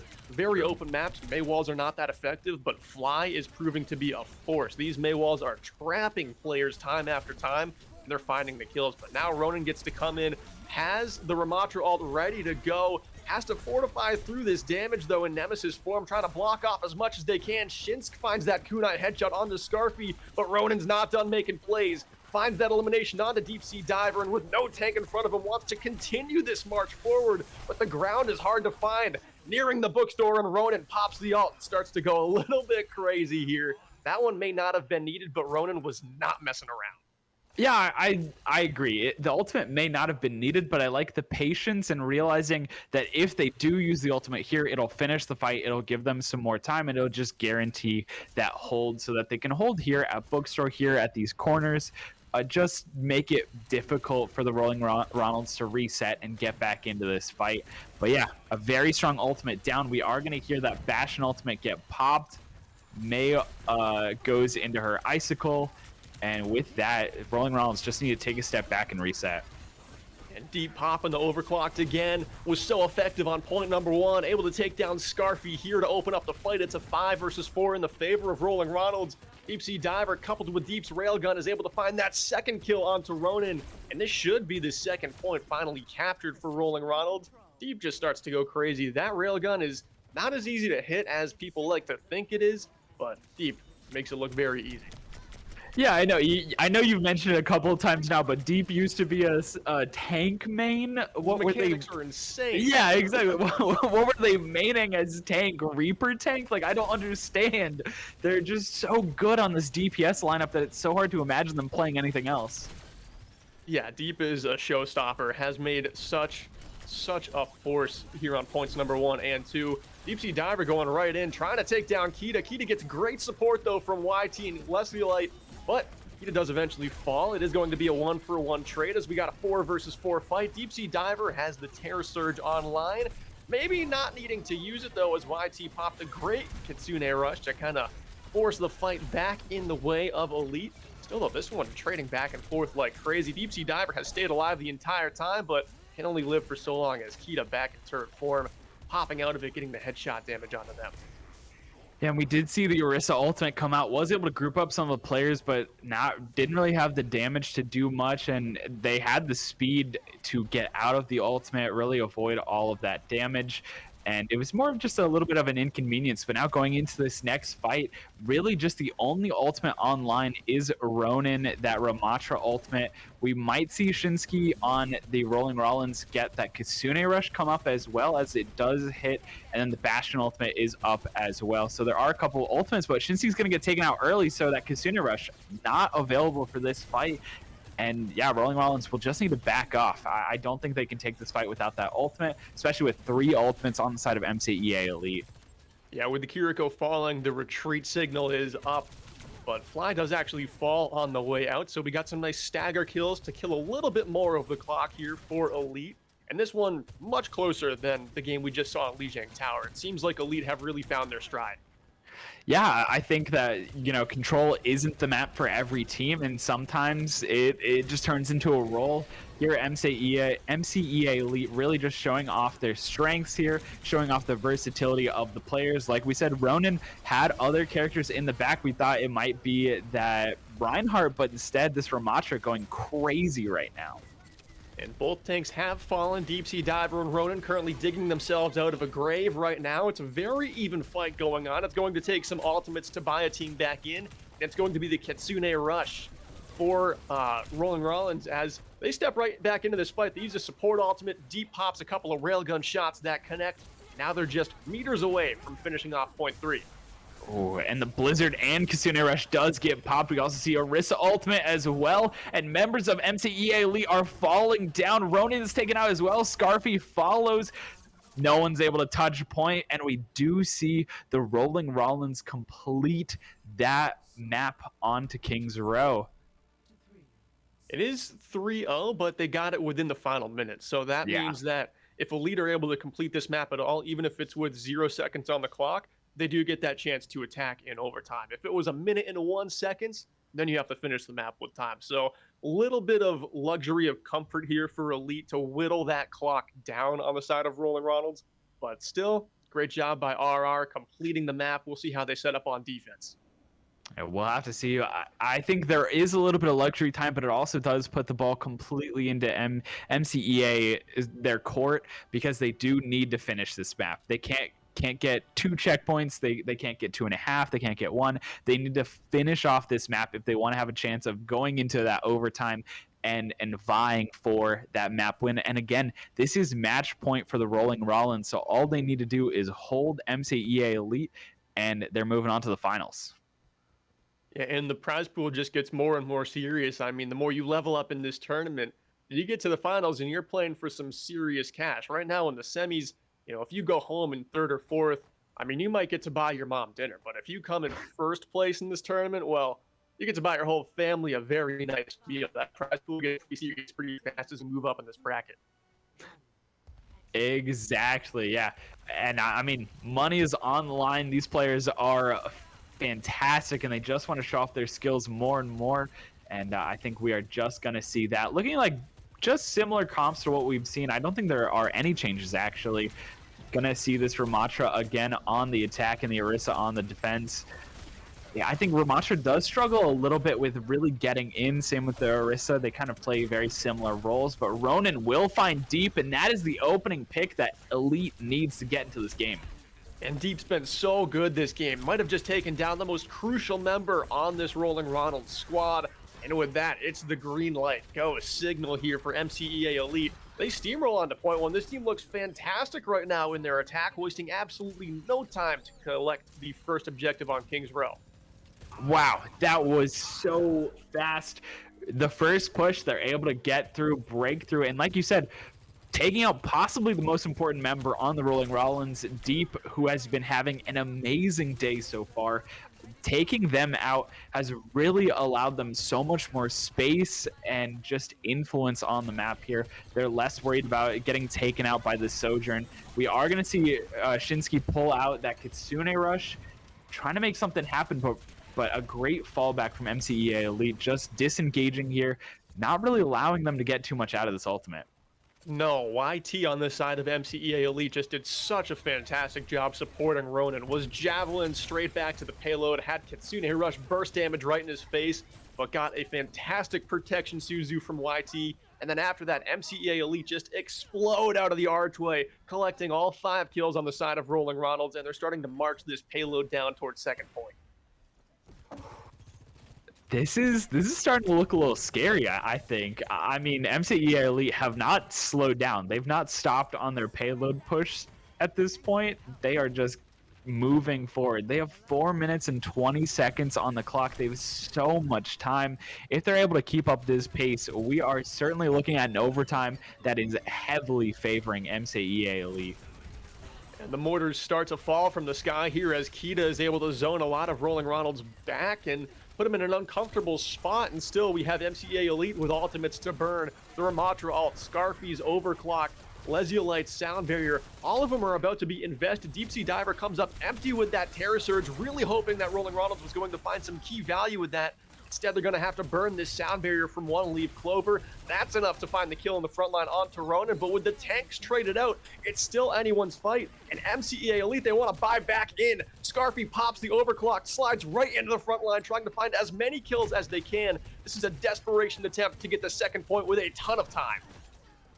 Oh, man. And again, we still keep seeing these trades happen. Lucio for Lucio. The Scarfy will get taken down. Rolling Rollins do have a little bit of an advantage here. YT staying alive is able to get out, but just barely. And Rolling Rollins walk away from that fight, but just barely. They walk away beat and bruised. They will win, but only for how long? There are... actually, we are about to see Kasune Rush on YT come out here, and that could just change the fight. We've got Kasune Rush on both sides here. This might be a massive team fight here if we see the investment of both Kasune Rushes, and that's exactly what happens here. We are going to see both of them pulled out. The defenders pop it first. They get the advantage of a couple of kills, and this should be an easy fight win for them. The ult economies were even, but a much better Kasune Rush used by Shinsk on the side of Rolling Ronalds. Perfectly timed and just full throttle. Everyone with their foot on the gas. The second that rush was out, everyone just W'd straight forward into MCEA Elite teams to find those kills as quickly as possible. And I do want to talk about really quickly that communication between the team on Rolling Rollins, right? We saw Shinsky pop at that Kasune Rush, but we also saw Fly with a beautiful Mei wall to really cut the team in half and allow them to get those early kills, which then allowed them to just completely dominate that team fight. And coming up here, what's the story going to be? Kita's Mortar doesn't find anything, but it does push Rolling Ronalds all the way back to the end of second point.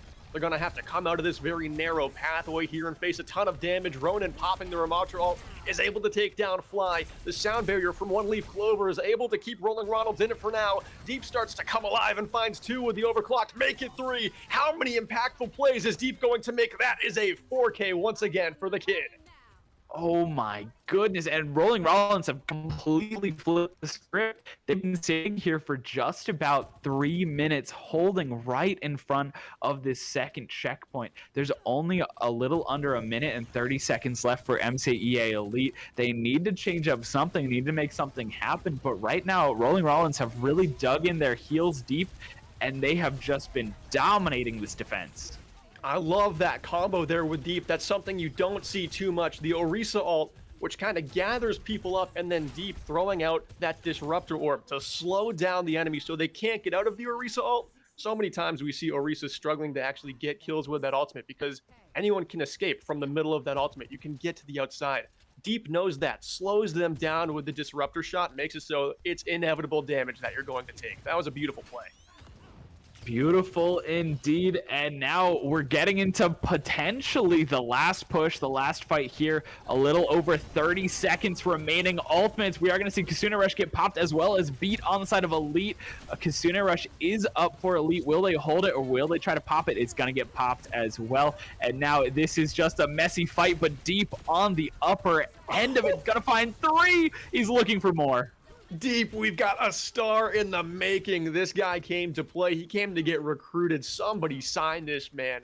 He is just showing off right now. The Sojourn mechanics. Kita trying to go along the right side. Gets a point in the nick of time to spark overtime, but I'm not sure they're going to make it in time. Deep in the back line on a crazy flank as Scarfy goes down to open up this fight. Deep takes down YT. Overtime wick starting to burn, and Kita falls to Deep as well. This guy is a showstopper, and he will have a stage in the final. He will indeed, as Rolling Rollins take it 2-0 against MCEA Elite. What a fantastic match. Like we said, Deep has to get play of the game. If you're not giving it to Deep, I don't even know who you possibly could give it to. I mean, this entire play style on Kings Row, on the Sojourn, was a highlight reel. There's so many things that you could have chosen here.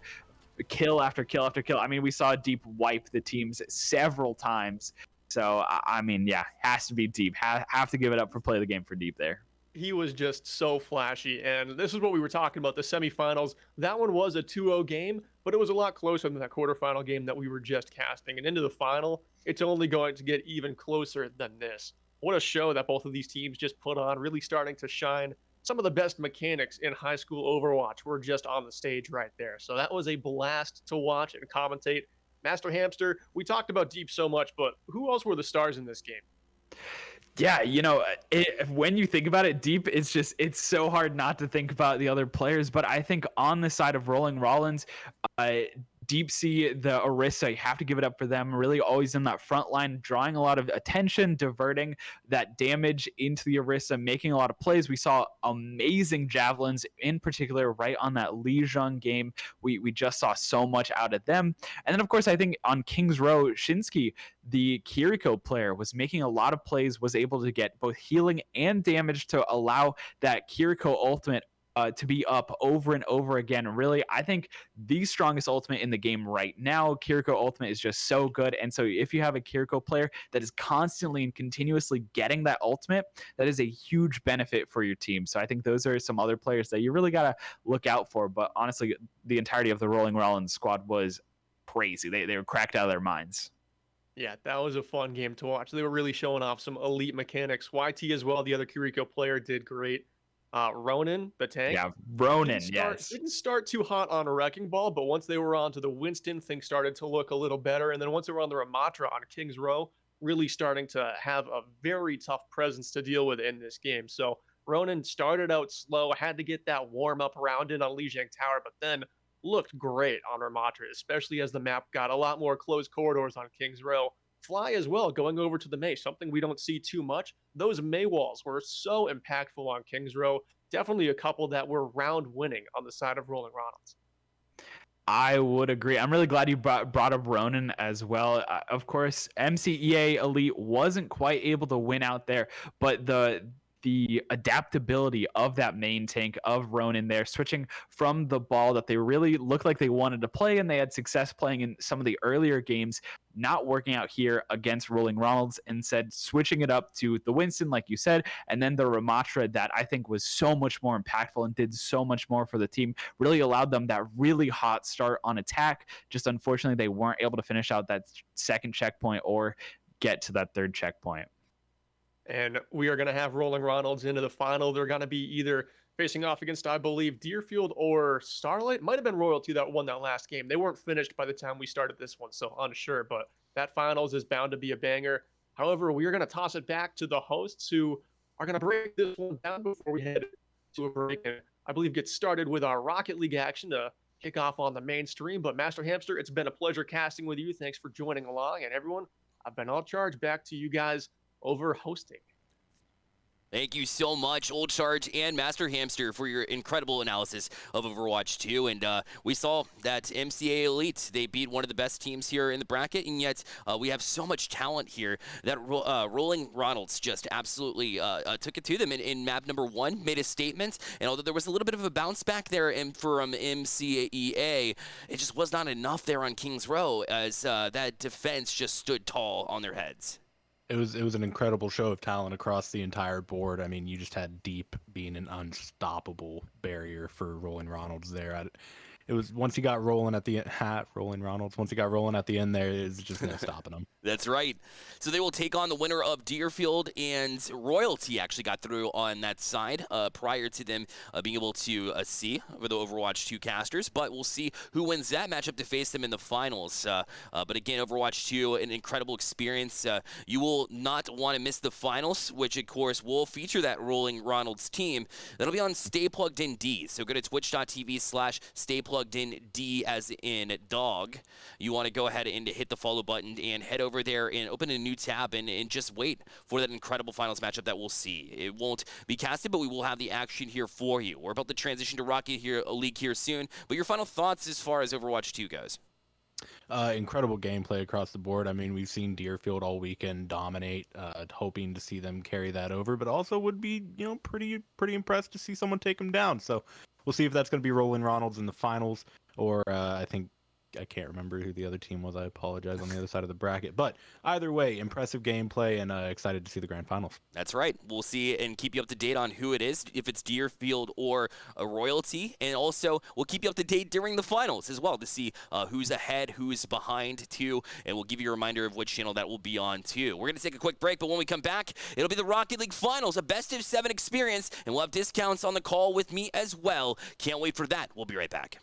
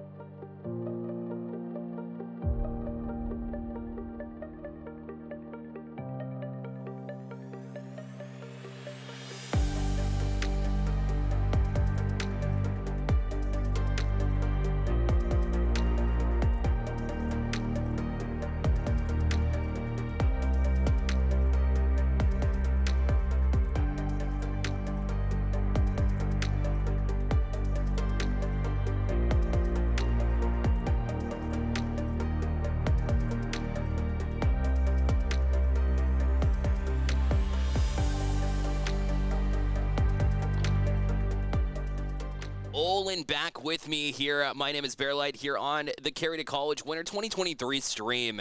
And we have another interview for all of you. And while we're setting up the Rocket League Finals here, we hope that you enjoy this interview that Sheridan had with Mesmer yesterday. Is obviously one of those Overwatch 2 players from Deerfield that performed so well. Although they didn't make the finals, Olin, they did fall short in the semifinals. He showed himself all of yesterday and today as well. I mean, he just performed so well, and I'm excited to hear what he has to say.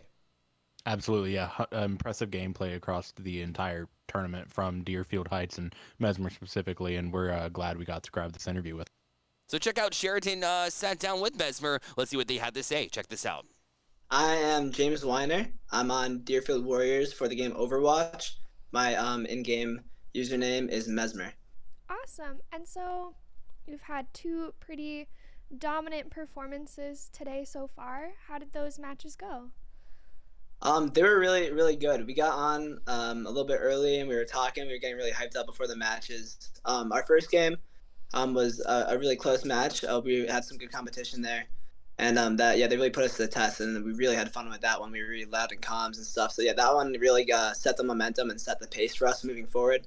And then we took on to the next game, and we just kept steamrolling with that momentum. Yeah, absolutely. And so how would you say the Carry2College event has been so far as a whole? Oh, it's really interesting. It's actually way more set up and stuff than I expected. I haven't participated in this before. I'm a senior. This is actually our first year with an esports program at our school. But it's really, really interesting. I play soccer, so I've been to other college events as well for like that. And this is just as high level, if not higher level, than the college recruiting events I've been for soccer and stuff like that. So I really love the setup and just being able to, the connections with colleges and being able to talk with like actual people from college and get more information. It's really interesting and really helpful for especially seniors and people looking to play esports in college. Yeah, absolutely. And are you want to pursue esports in college as well? Yeah, I'm gonna try and play esports in college as well. And what are you looking for in a college esports program, or just a college as a whole? I like around like medium-sized schools. So that's the main thing I'm looking at. I'm also looking to go into cybersecurity. So I'm looking for computer science programs and stuff like that, a good social environment, and just like good location and things like that. And obviously an esports facility to have a developed esports program that I can go into and really thrive and live up to my potential in. Yeah, absolutely. And have you attended the college fair yet?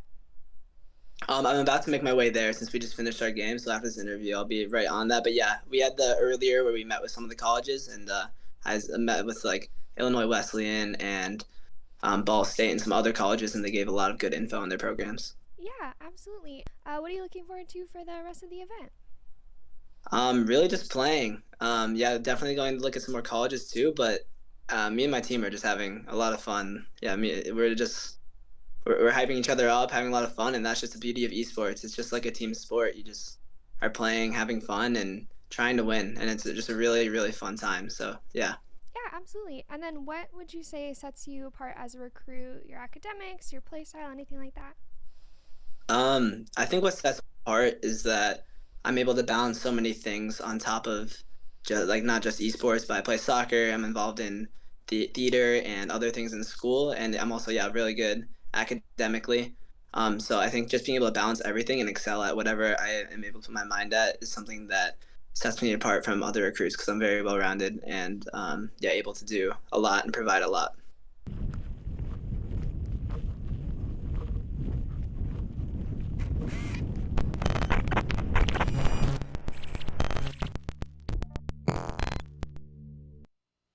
The signs of a true leader. I mean, the captain there for Deerfield, obviously they put this program together, like you mentioned, not too long ago, and it's been so successful ever since. I mean, Mesmer knows how to lead by example. You can tell that he's got his head on his shoulders, ready to really tackle his next step in life, and I think that's super important for a player to have, and he's got it, man.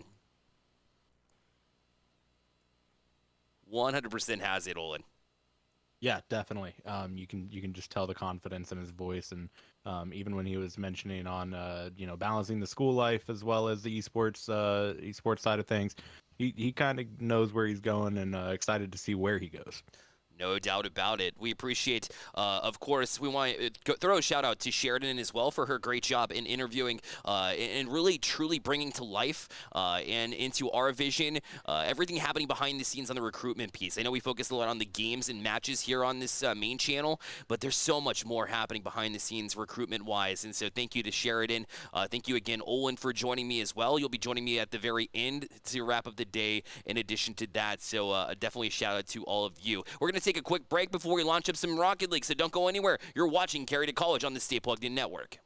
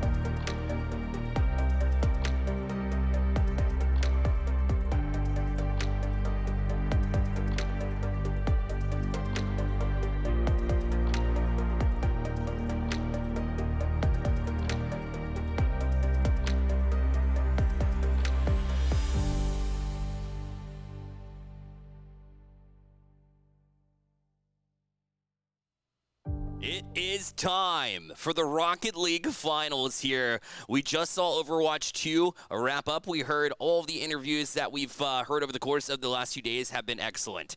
And so all these players and college coaches, we thank you as well for coming out and supporting this this cause. And make sure to tell your friends about it. Tell your friends, family, maybe those who may be still doubting gaming and esports and say why. There's so many opportunities here in this scene. And so make sure they know about Stay Plugged In. If you haven't already, go to staypluggedin.gg yourself, and you will not be disappointed. Olin, your thoughts going into the Rocket League Finals here?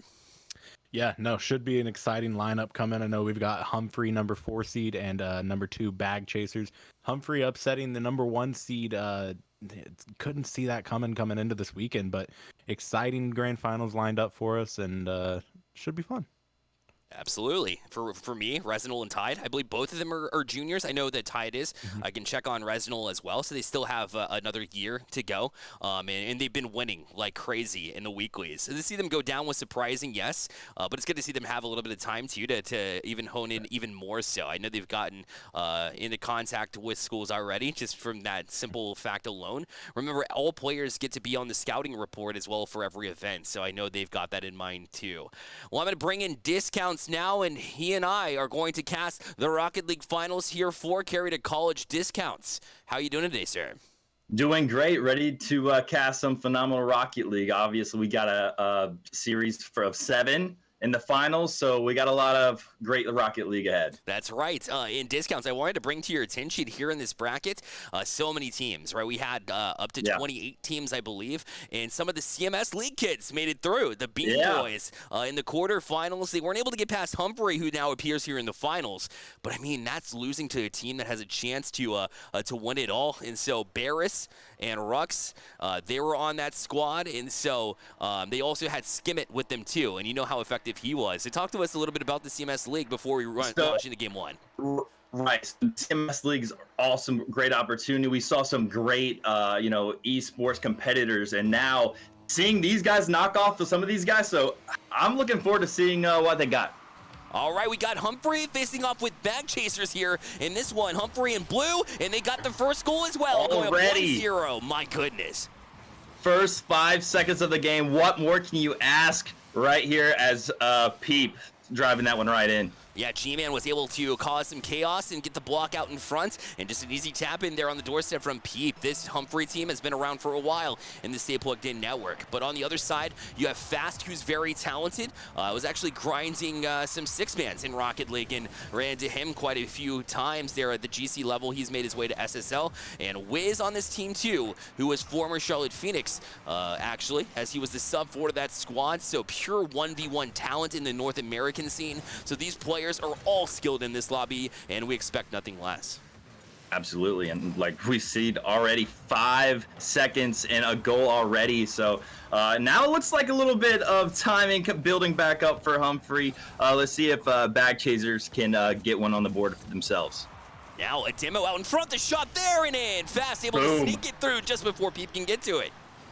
Just like what I said, watch this again. Break this one down, Bear. Look at this. Yeah, Fast just up on it in that side wall, and Peep, although he dove across to try to get that short side post, could not quite cover in time. I mean, that's just pure speed and conversion from left wall into the back of the net. Well done here, and with less than a minute played, we have a strike both ways, and that's going to be a telltale sign of what we see here later on in the series. Absolutely, and right now, just no one really giving the clear cut of who's going to win this one. Back and forth already. Great save there, by Peep on Humphrey. Yeah, he was able to keep it out temporarily, dove across there too. I mean, the speed kind of catches you by surprise sometimes. Is now Fast quite appropriately, right? The speed and Fast able to get to it. And a variety with that flip reset to get it over to Fast as well. Using his mechanics, Fast almost got that touch back down. But you can just tell a pure difference in the speed between this and the CMS League. And obviously, we want to see the CMS League develop and grow into players of this caliber. But this is just the best of the best here. It's plain and simple. And this is when you're looking, if you're a CMS student at home and watching this, hey, learn from some of these players. I mean, obviously, anytime I even cast a Rocket League with you, Bear, I feel like I can turn on the game and just learn just from watching these players. 100%, and that's a good thing to talk about here for some of these players looking for collegiate opportunities. I think Ult Charge, one of our Overwatch 2 casters, said it best when he was talking about the fact that, you may not be at that upper echelon, the top tier, but you have so much to learn, and you can get to that point for sure. Well, it is kind of calmed down after the first 2 goals happened in the first minute. The next 2 minutes have been pretty quiet so far, but Fast with the flip reset, and G-Man with a huge save. Wow. The defense is there now. I mean, like we saw a really fast offense, and now, like you said, back to defense, and now it's been a defensive game. This one lingering. Wuzzy with a chance to shoot button, short side post, and it corralled a little bit, played a little bit of pinball, but it doesn't matter how it goes in. They still have this 2-1 lead. That's right. Check that shot out. Honestly, perfect placement by Wuzzy. Unbelievable. Yeah, the post bounced off the backside of the defender there too. And we have ourselves a 2-1 game here in favor of Humphrey, who again just upset the #1 seed in Shooters, a team that's been around for a while, and Tide and Resinal, who make incredible plays and are typically in the conversation when we talk about close qualifiers for RLCS. And so now we're talking about the collegiate scene, and there's other talent stepping up always. I mean, this is the next man up mentality that we see in traditional sports and again here within Rocket League. Yeah, absolutely. And we saw, the next man in line in the CMS League actually have players step up in the finals, and they actually played really well. So going back to the CMS League, that is something that you want to look out for it. If you're the next in line, make these opportunities count. That's right. We have Fast settling it down, quick touch around, but G-Man able to pick up on that. Look at the variety, was able to challenge that one quickly too, and G-Man from that back wall jumped down, almost got that angle from a negative angle standpoint. What a read from Peep as he somehow jumped out into the box and read exactly where they were going to go with that. That is just anticipation at its finest. Yeah, Fast trying to get there, actually got there, but Peep was there on the counterattack, and great stuff by Peep, and gives himself a nice insurance goal for Humphrey. Incredible work. And now they push forward. And back on rotation, though, is Fast as he tried to get that extra touch, maybe play it past the back defensive line of Humphrey. But no, it's not mission accomplished. But was he? It seemed like there was no gap there at all, and he somehow found that little bit that they couldn't quite get to there. Caught them both challenging and able to make it a 4-1 game. Humphrey out, and they are hot right now. And then, honestly, you look at the score, and you think this has been a blowout from the beginning, and no, it was a close game throughout this whole game until maybe the last couple minutes. And now we're seeing, Humphrey just pull away in game one. Wiz tried to challenge that back wall. Now Fast gonna let it fall back down. We'll get the flip reset once, try to get it twice. That extra little touch got it to Wiz, and he challenged the back wall. Variety back up for Pete, makes a save. The recovery was unreal, and he's keeping it still a 4-1 game for Humphrey. Wow. Yeah, unbelievable defense by Humphrey, and you just see that time and time again. After one save, the next guy's in line. He's going to be there. The rotations are great right now. You see great defense, and that should be carrying the momentum in the game too. Now it's kind of hanging out and letting Wizzy get the next touch was Wiz. As Fast will tap it out to midfield. Wiz needs to turn quickly. He does. Great job to step up in replacement of one of the others, and Wiz able to tap it down and showing why he earned that sub spot for the Charlotte Phoenix, one of the pro teams here in the scene. And he will get them back within 2 here. Although it is super late in this game, I mean, you still have a little bit of time. You can get a quick kickoff goal and maybe converse about winning this game number 1 of this long best of 7. Yeah, you're looking for a kickoff goal right here, and that's kind of going to give you that a little bit of extra time for the tie, possibly to send in an overtime. But right now, you see so much clock has been killed, and possibly looking for game 2 to get back on track. Yeah, let's get for Bag Chasers. That's right. Try to use the corner now, but down to 4 seconds left. So it will be a win here for Humphrey to kick things off. But the last goal was in favor of Bag Chasers, who really stepped up their game there late. Even though it went to a 4-1 game, they didn't count themselves out for game number 1, which I think is super important to consider as well. But it'll be Humphrey on top with a 1-0 lead here in the best of 7. And every single play that they had was absolutely calculated. They knew exactly where they wanted to go with the ball, but not only that, they were able to execute to get the ball where they wanted to go. It was really at their will basically all game long. Yeah, and believe it or not, I mean, Bag Chasers had the most shots. It was just Humphrey playing great defense, able to get those saves and also have those counterattacks. And you saw them take game number 1. Yeah, Peep is known around the scene from his longer name when we talk about what used to be Smash.gg, but now Start.gg as Peep the Skill. Well, I was peeping the saves because he had 7 of them in that game number 1. Absolutely excellent performance defensively, and it was able to transition, like you said, out of the defensive zone. You were completely correct in that analysis, that's what they've been able to do, and that's what they're able to accomplish, and one of the reasons why they're able to make it here in the first place as a number 4 seed. They're looking a lot like the number 1 seed right now. I guess when you beat Shooters, you get a bit of confidence beating the number 1 seed there in the semifinals. Yeah, that's what counts. You beat the number 1 seed, you get that confidence saying, hey, we're good enough to be the number 1 seed. Let's keep it going. That's right. And we'll keep it going with game number 2 here momentarily. I'd like to see, a little bit more prowess. I think the aggression definitely helped on the other side of things. So I'd like to see Bag Chasers really go after that trap game that they were able to bring so well. I mean, the speed of these two teams are pretty equal. I think both teams have really stepped up to the plate when we talk about the transition play, and we'll see if they can continue that here into game number 2.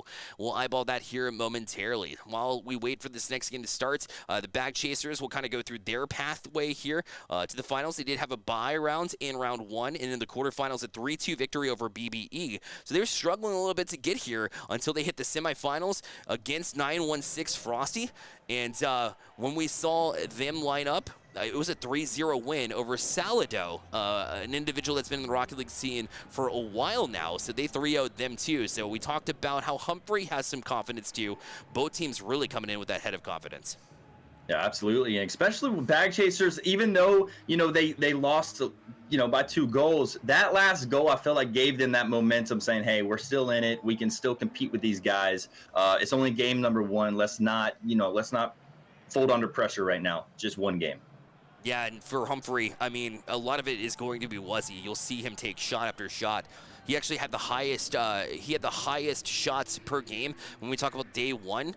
So during the group stage, and he wasn't actually involved in the first round because he got that bye round like we mentioned yesterday. So through his group stage, he was number 1 in shots taken per game, and that was at 5.11.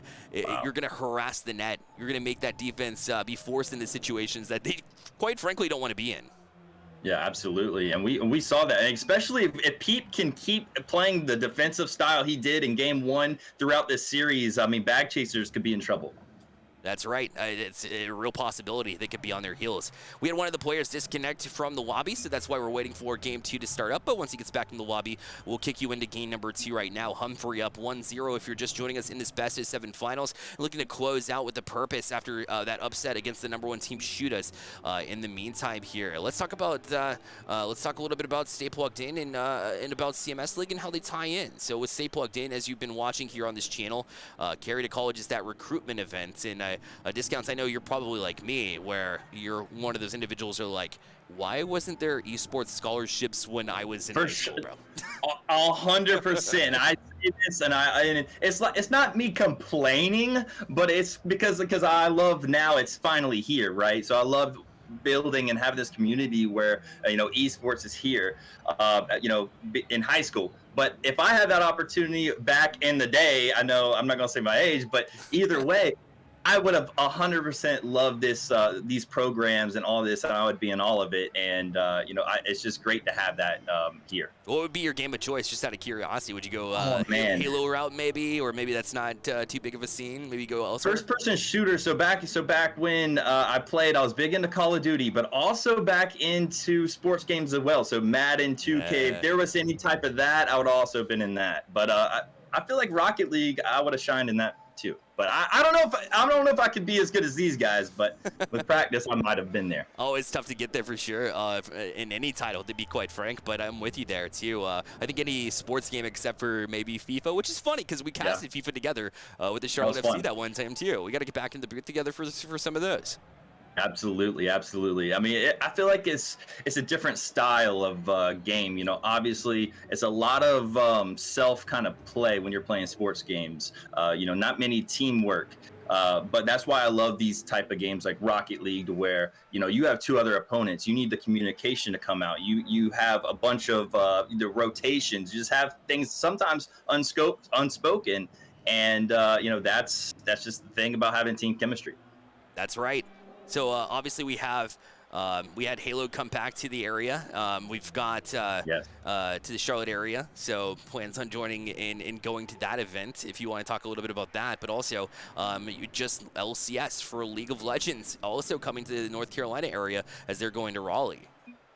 Yeah, absolutely. And Halo, I'll be there whenever they come to Charlotte, coming up very shortly. I will be at that event, and I'm excited because I went to the one in Raleigh, and that one was a great time. And now just having them just come to Charlotte, literally our hometown, how great, That's right. Yeah, right here in North Carolina. For those of you who don't know, Stay Plugged In based out of North Carolina too, and discounts usually joining me right here on the side, but today a little bit of a different feel. But yeah, I'm cozy right now, Bear. I'm actually, believe it or not, in sweatpants right now, so I never really got to cast much in sweatpants, but right now I got the opportunity to. So why not? Yeah, kind of taking us back to the quarantine days there. You didn't have to really right, at all for your Zoom meetings back in the day. Yes. You know what I'm saying? All right, well, we're going to head into game number 2 here momentarily. We're about to start right now, so let's talk details on how Bag Chasers can get back into it, because Humphrey, again, started off with that strong leads. It was 1-1 for a minute, but then they jumped out to 3 straight, and it was 4-1. We'll see if they can keep that up here as game number 2 is underway. We had a substitute as well, and it's one of the best 1v1 players in North America. A top 500 player in S5 Cosmic is going to take the place of Wiz, as his disconnection issues, unfortunately, are still haunting him right now. But that is a great sub to have, is a top 100 1v1 star. And this is exactly going back to it, is next man up, next man in line. Cosmic is probably going to make his name notice here in game 2. And it's not like you change styles either. So you're right, because we talked about Wiz, and he's a 1v1 star himself. Right, both featured in the Fear 1v1 Fall Classic. So now we're back into a 3v3 scenario, true, but they're the same style of play where they like to go for those solo plays, but are also inept, or they're very able to go for demos, bumps. It's almost second nature for them to win 1v1 battles, which if we talk hockey or we talk basically any sport, those 1v1 battles can be everything. And right now, Humphrey are going to take advantage with the 1-0 lead. Absolutely. Let's watch this again. Great play by G-Man to just pop it right over the goalie on that one and give themselves another start, another lead. They did this in game 1. They started off. This one took them a little bit longer, but nevertheless, they are up 1-0.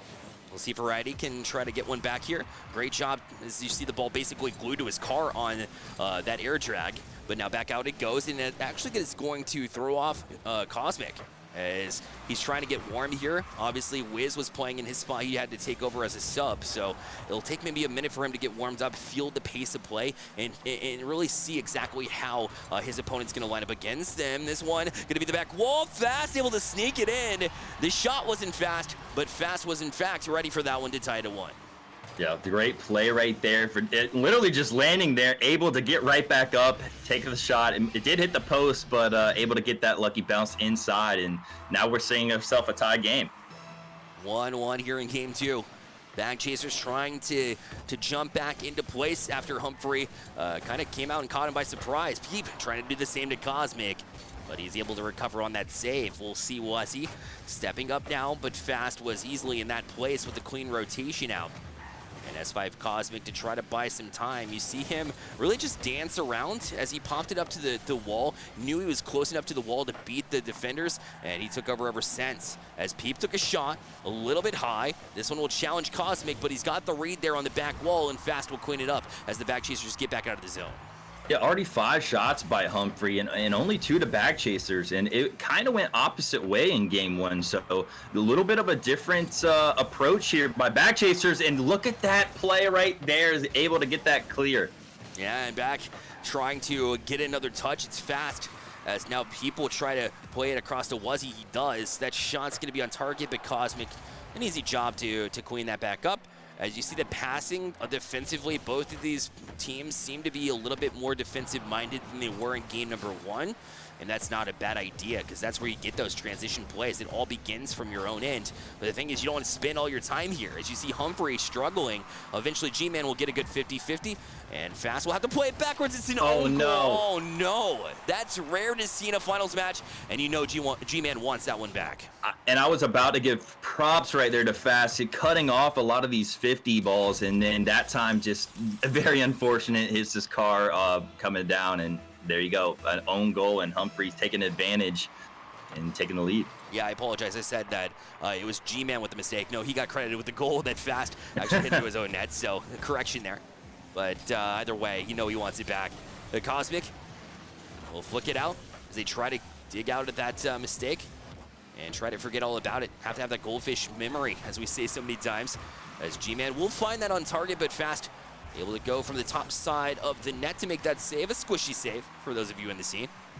G-Man now tries to tap it across, but didn't get much on that one too. Variety and Fast. Now Wuzzy needs a touch, because waiting in the waters on the far side of that box was another member. As Cosmic was there, Wuzzy makes a huge save again, and now Fast back down to it. And the flick will go just up and There over, it is. as that was relentless from Bag Chasers. Yeah, bag chasers, and you remember Fast was the one to do the own goal. He has scored just about all the goals, I feel like, for both teams. And either way, we got ourselves a tie ball game, like you said, short-term memory, and looks like he did just that. Oh, now Cosmic.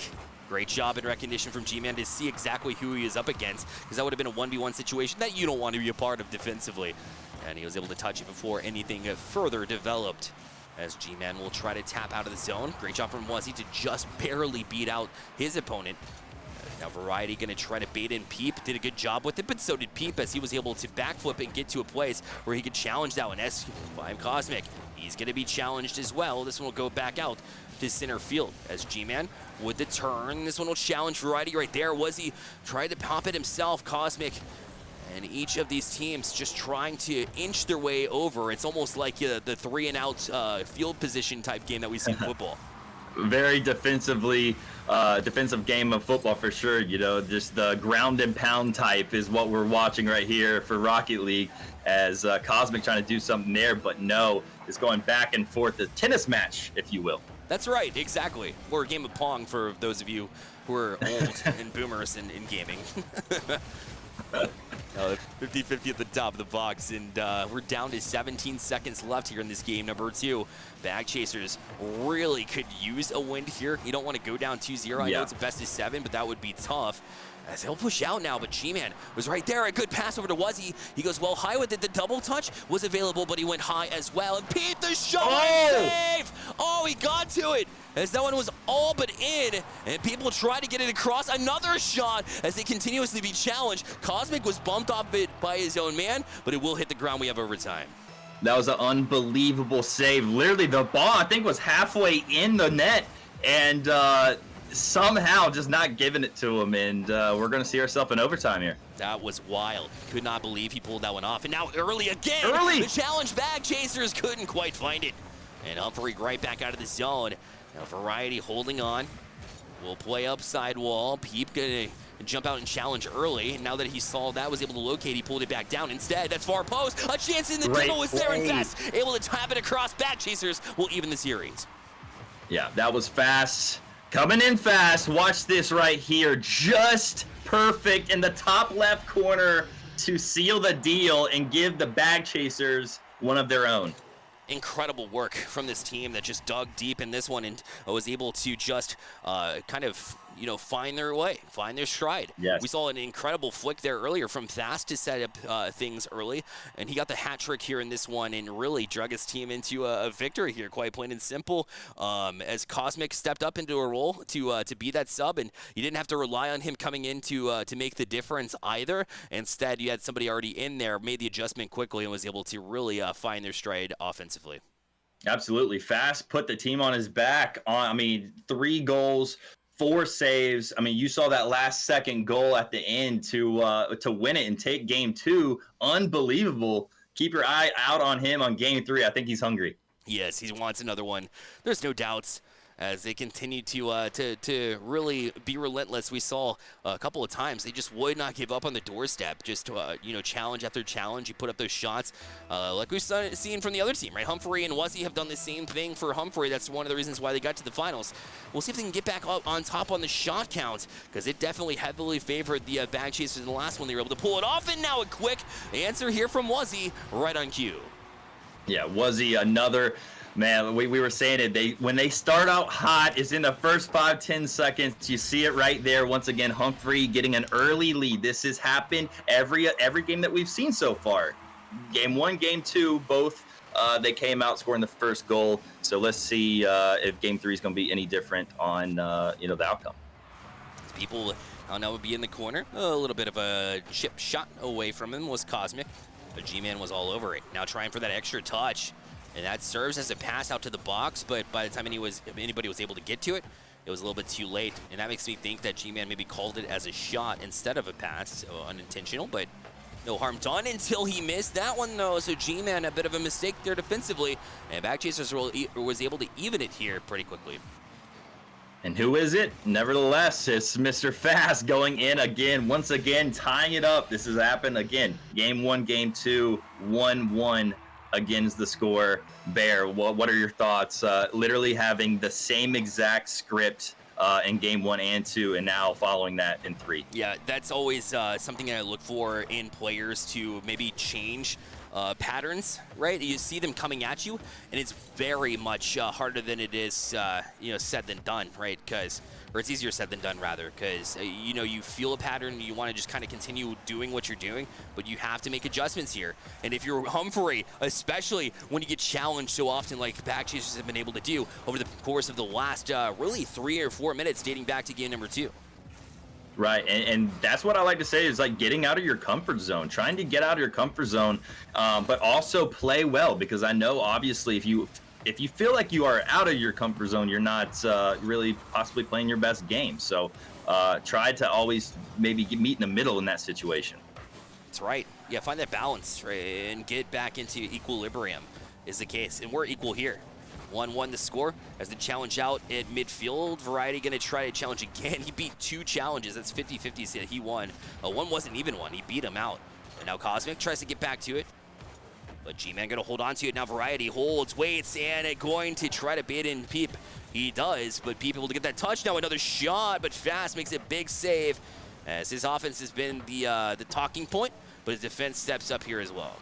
Absolutely. Peep almost had that counter in that situation. Now turning back and hopefully getting there. Not going to be able to get there as Backchasers take the lead here, 2-1. And G-Man didn't think he was going to get challenged by Variety there. He got the first flip reset. Maybe he was looking for 2, as he thought he had more time than he actually had. So, I mean, credit Backchasers for taking advantage of that. But it seems like a breakdown in communication from Humphrey, who should be calling out, hey, you don't have as much time as you think, and we need to be back in rotation. They were just caught sleeping, snoozing a little bit on the third man efforts here. So now a 2-1 lead here for Backchasers as that one's across S5. Cosmic fires, but a good save there from Peep. Now back out to the box, and Peep going to clear it back out. This time they are back, and Fast will work from his own side of the field. You see the couple of touches glued to his car as well, and that 50-50 will play it forward into their offensive zone. Absolutely. Great plays by Fast. Great plays by Peep as well. I mean, he's doing the defensive thing just like we've been seeing him do in the first couple games, and isn't stopping here in game 3. Defense is stepping up like crazy, making some impressive anticipatory saves continuously throughout the entirety of this series. Now G-Man holds. Cosmic with the challenge. This one will still hang in the zone. A good crafty touch from Wuzzy, but Fast was able to read it, and you see how quickly they get up to these challenges. There's a reason why these teams made it to the finals, and it's all about those challenges defensively, because we've seen what the offenses are capable of, and now we're seeing that the defense has learned how to really incorporate how do we stop these offenses. And maybe again, what a save, Peep! Oh, he can't get to it. Variety, and yet another big save from Backchasers. Yeah, that was an unbelievable save. I thought that was going in top left corner. Not is somehow able to get the save. Backchasers trying to add on. Now it's hold and a chase here for Peep, but that touch a little bit awkward. Left it for a shot from Fast, but he got up to it to try to make up for his own mistakes. The problem is Backchasers all over him again. Fast, another shot, but Peep was standing tall on the goal line. This one will hang high. Waiting for it is Wuzzy. Try to challenge it. Variety already up for this one. G-Man needs to get up. He was a little bit slow to it. He gets a touch, but is back towards their own net. But Peep will be able to get it over to Wuzzy. And now it's time for Backchaser to defend. They can't. That's bar down from Wuzzy. And we're tied at 2. Yeah, Wuzzy, great play on this. Watch this as he dribble. Variety tries to go over the top. You see Wuzzy just enough, cleared to dodge that potential bump in air. Just that loft, right? To get that over. Incredible work. Variety tried to get creative there, a variety of his gameplay, if you will, and just couldn't quite pull off the touch to get it away. As now that touch, fall back as Fast. That's the communication from Backchasers there. You saw him call and say, hey, you have plenty of time, which allowed him to turn around and get a more comfortable touch on the ball to try to direct traffic out of their own zone. But Humphrey still pushing. See the same patience played by G-Man. Saw that they're going to challenge highs to try to go low. And now Fast can't do much. Variety the shot. And that was a high velocity shot. The defense read it, and they still couldn't do anything with it.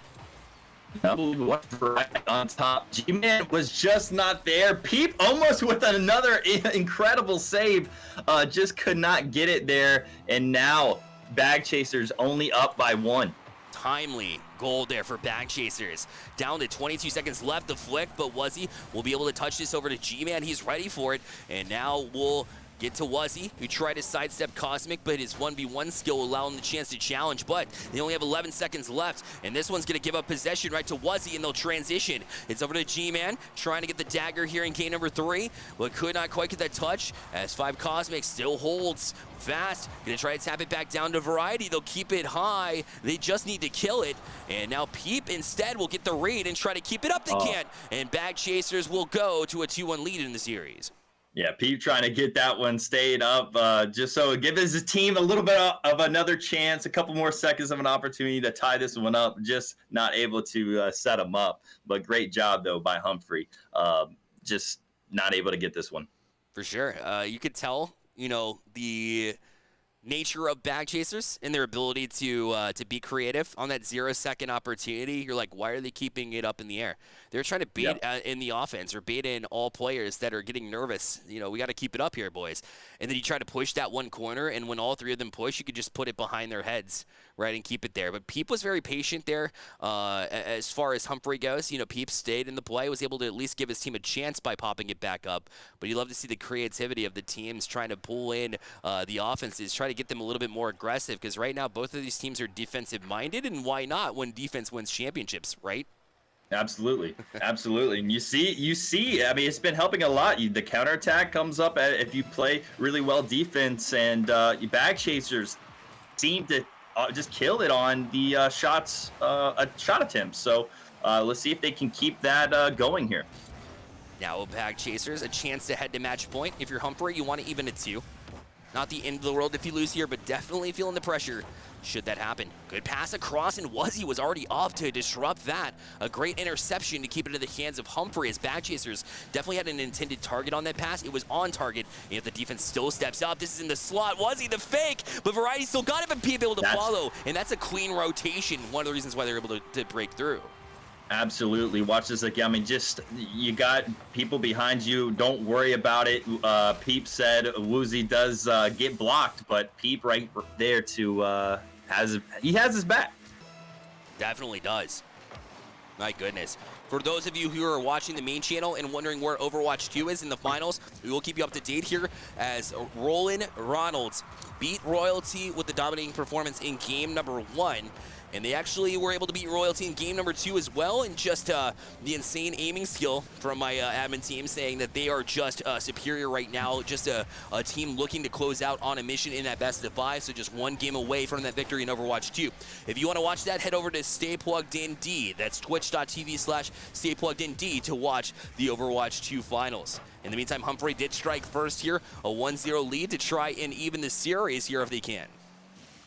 Time and time again, Humphrey's always on board first, Bear. I don't know. It's just the pattern recognition. It just keeps happening. And if it keeps following what it's been doing, we're going to have a Bag Chasers goal here very soon. Yeah, exactly. The same patterns seem to repeat themselves. The G-Man needed that touch.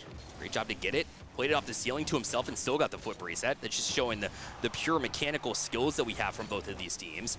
There's another transition attempt from Humphrey, but got away from them a little bit. And so Cosmic was able to get to a 1v1 scenario and will easily tap that one in. You leave Cosmic in a 1v1 scenario, and he's going to even it here at 1 for Bag Chasers, and neither of us are surprised. Nope, absolutely not. Cosmic, we knew he was going to put one in very soon after that sub, and there you go. He's here.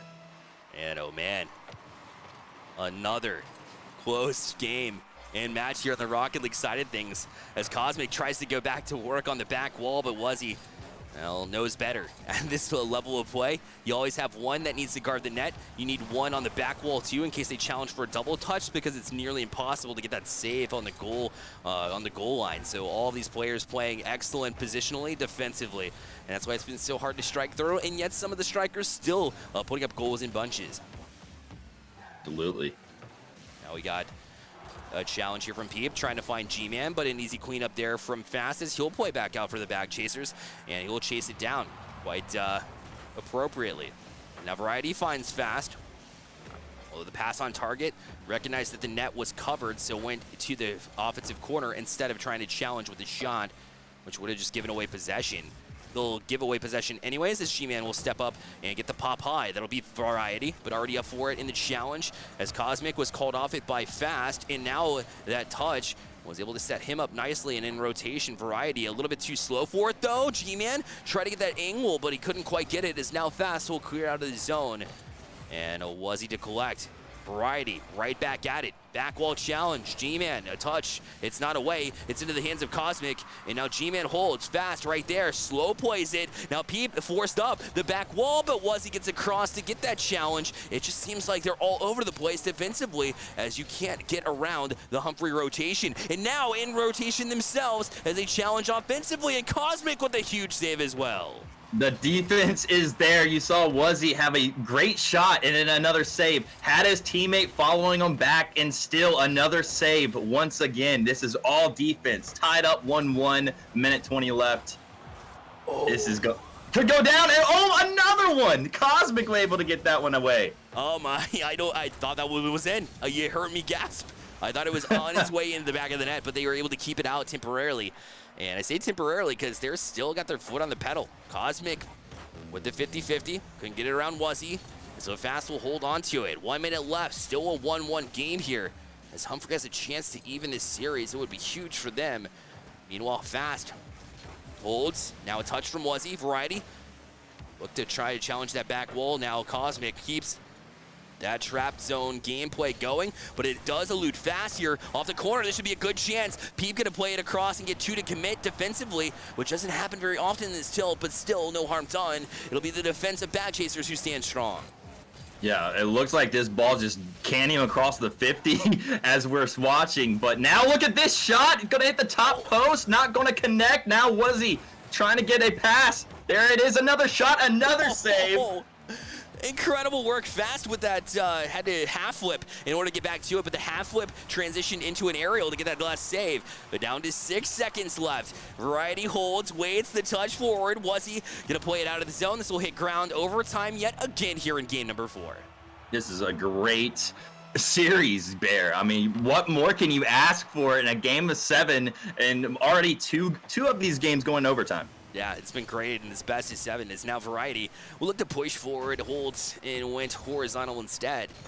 Cosmic with the speed, try to challenge Wuzzy. This will still hang forward for Humphrey, as G-Man couldn't quite connect. Fast right back out of the zone. He'll be allowed the chance to get the 100 boost, and Peep didn't quite connect the way he wanted to, and so he got the challenge as well. It's to Variety. The shot still lingering. Cosmic back wall, a save. The follow-up shot off the post, and now Variety again, but G-Man makes a save, and Humphrey holding on by a thin string.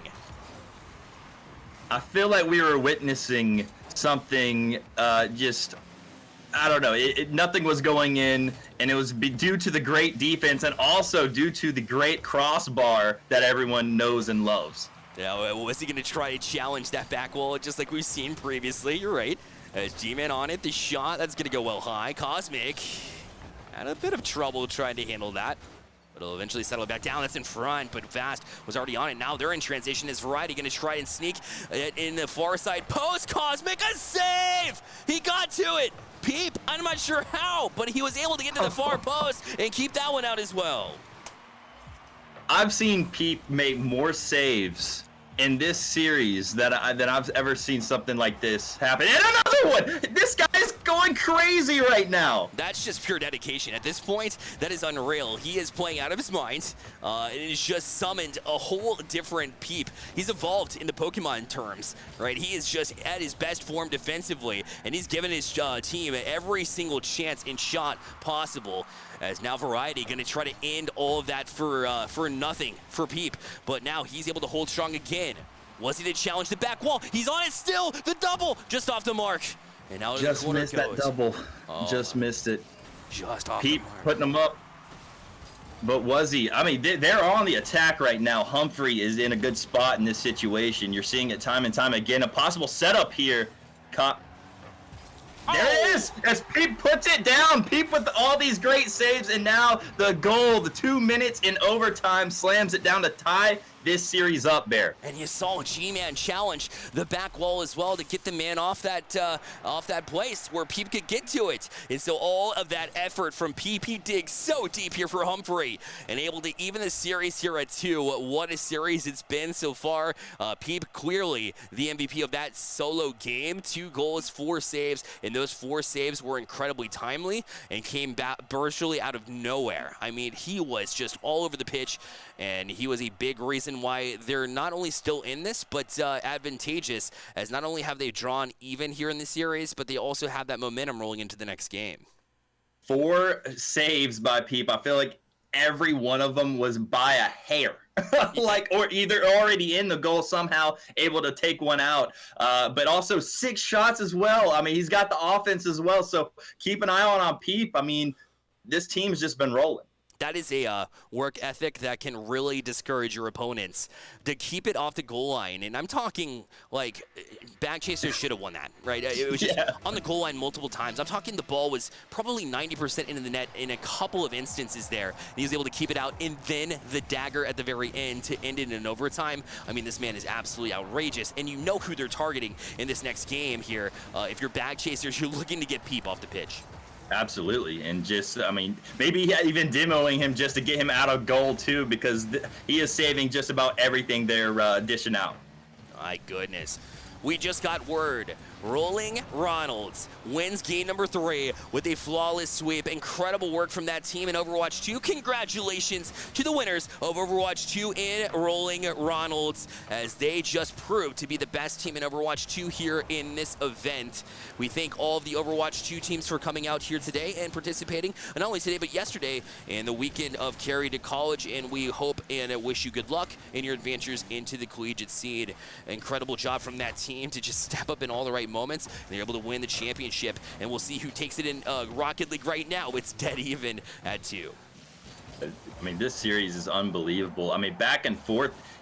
No one's ever really just loaded up and saying like, hey, like this team's gonna absolutely win this. I mean, this is just a back and forth series, and you can't ask for any more. It's a variety. Getting the first goal for a change. Finally, Bag Chasers able to get the first goal of the game. First time this series, right? Which is crazy. In game number 5, they finally get a hot start.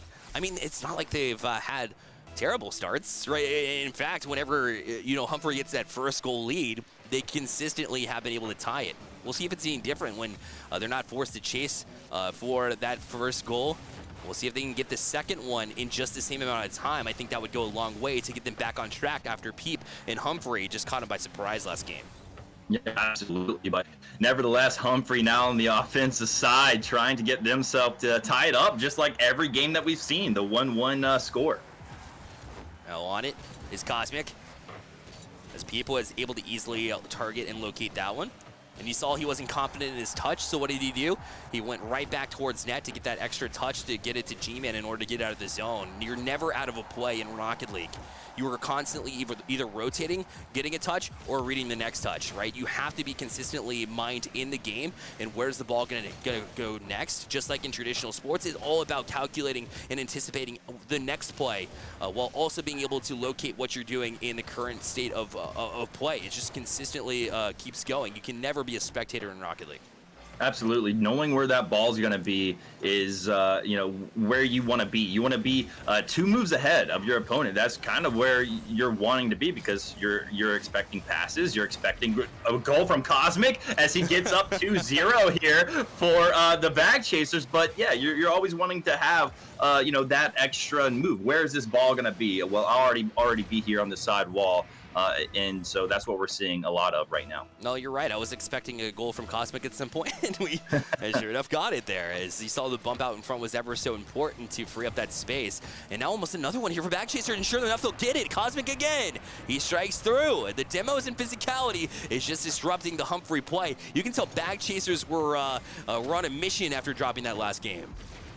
Yeah, and you're seeing it here for sure. Cosmic is just on fire here in game number 5. Well, kickoff, and Humphrey needs to hit the reset button on this game, and it doesn't come after this game is over with. Hopefully not, because then that would mean that Bag Chasers are on match point. And so they do get one back here, so reset button, perhaps that's them hitting it right now. They just hit it. G-Man pressed it for them. Watch this play as he just gets it under a variety. Great play right there to get them finally back on board and hopefully on the right track. Yeah, the patience was shown there. I don't think there's any doubts. It's hard to be patient, especially when you go down 3-0 in a game that could be match point against afterwards. And so, you want to get a little bit antsy. For him, just absolutely has the ice, or trying to at least show that he's got it. As Cosmic kind of let that one go. Just gave away possession to G-Man, but Fast will find it back. The challenge will leave it for Peep. He's on back wall. Wuzzy couldn't do much about it as he's kind of out in no man's land. He would allow Peep to try to get that solo play. But Wuzzy with a good job defensively, held out and kind of played safety there. Kind of played the dime zone to try to cut off the back far end passing there that was trying to develop from Bag Chasers. Yeah, I mean, Humphrey's putting out a lot of pressure right now on Bag Chasers, which is good. I mean, only a minute 30 left. You have to put some pressure on them, get an early goal, so you do have some time to put up that third goal to send it to overtime. So right now, Wuzzy on the offense, not able to take it across 50 though. And Variety, I'm surprised I think he just misplayed that, because it seemed like it was pretty much a wide open net. You wanted to push forward, and he looked like he got handcuffed a little bit. So definitely a moment to remember if they're not able to pull it back. A challenge will go back wall. G-Man touch out. Holds, waits fast. Going to challenge the back wall. Nobody up for that. Peep somehow read it. And again, he comes up big defensively. That is not easy to do by any means. I mean, Peep, if it was anyone else, it would shock me. But just seeing that name, I'm just like, yeah, that's kind of what I'm expecting. Keep the saves. I'm gonna call him that the next time I chat with him. 100%. He's been so good. Fast, the read. Oh, he got it the third time too. It didn't matter that he missed the double. He's still gonna stay in the play. And presence of mind to put that in the back of the net as well. Bag Chasers looking for match point. Game number 5, peep the saves, not the score right now for Humphrey, as we are seeing Bag Chasers take Game 5 away. And, they are going to have that momentum going into the next to possibly shut this one out. Wow, Humphrey on their heels now, on the ropes, basically, as this might head to match point now. But that being said, they'll still have opportunities here. It's not over until it's over. Not only with this game, well, this game's basically over, but with the series for sure.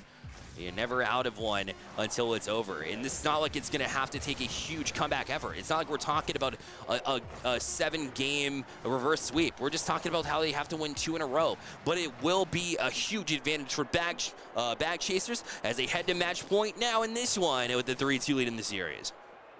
Absolutely. And Bag Chasers, they are feeling really confident. Whenever you get those splits, it's just huge having that extra game.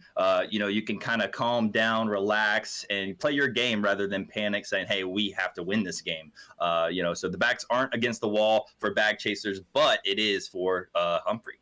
Yeah, and to see Cosmic come out and take the place of Wiz right off the bat, and to be that as effective as he has been. By the way, man just went through surgery, I believe. If that's incorrect, correct me in prod chat, but I'm pretty sure that was the case. And he's coming back and playing it to this degree and taking over a spot that was Wiz's from the get-go, and just being that effective from the get-go is insane to me. And a chance to close out here and win that $1,000 winning prize. You already put $500 in your back pocket by making it to the finals. Why not double up and try to? We'll see if they can get it done here in game number 6.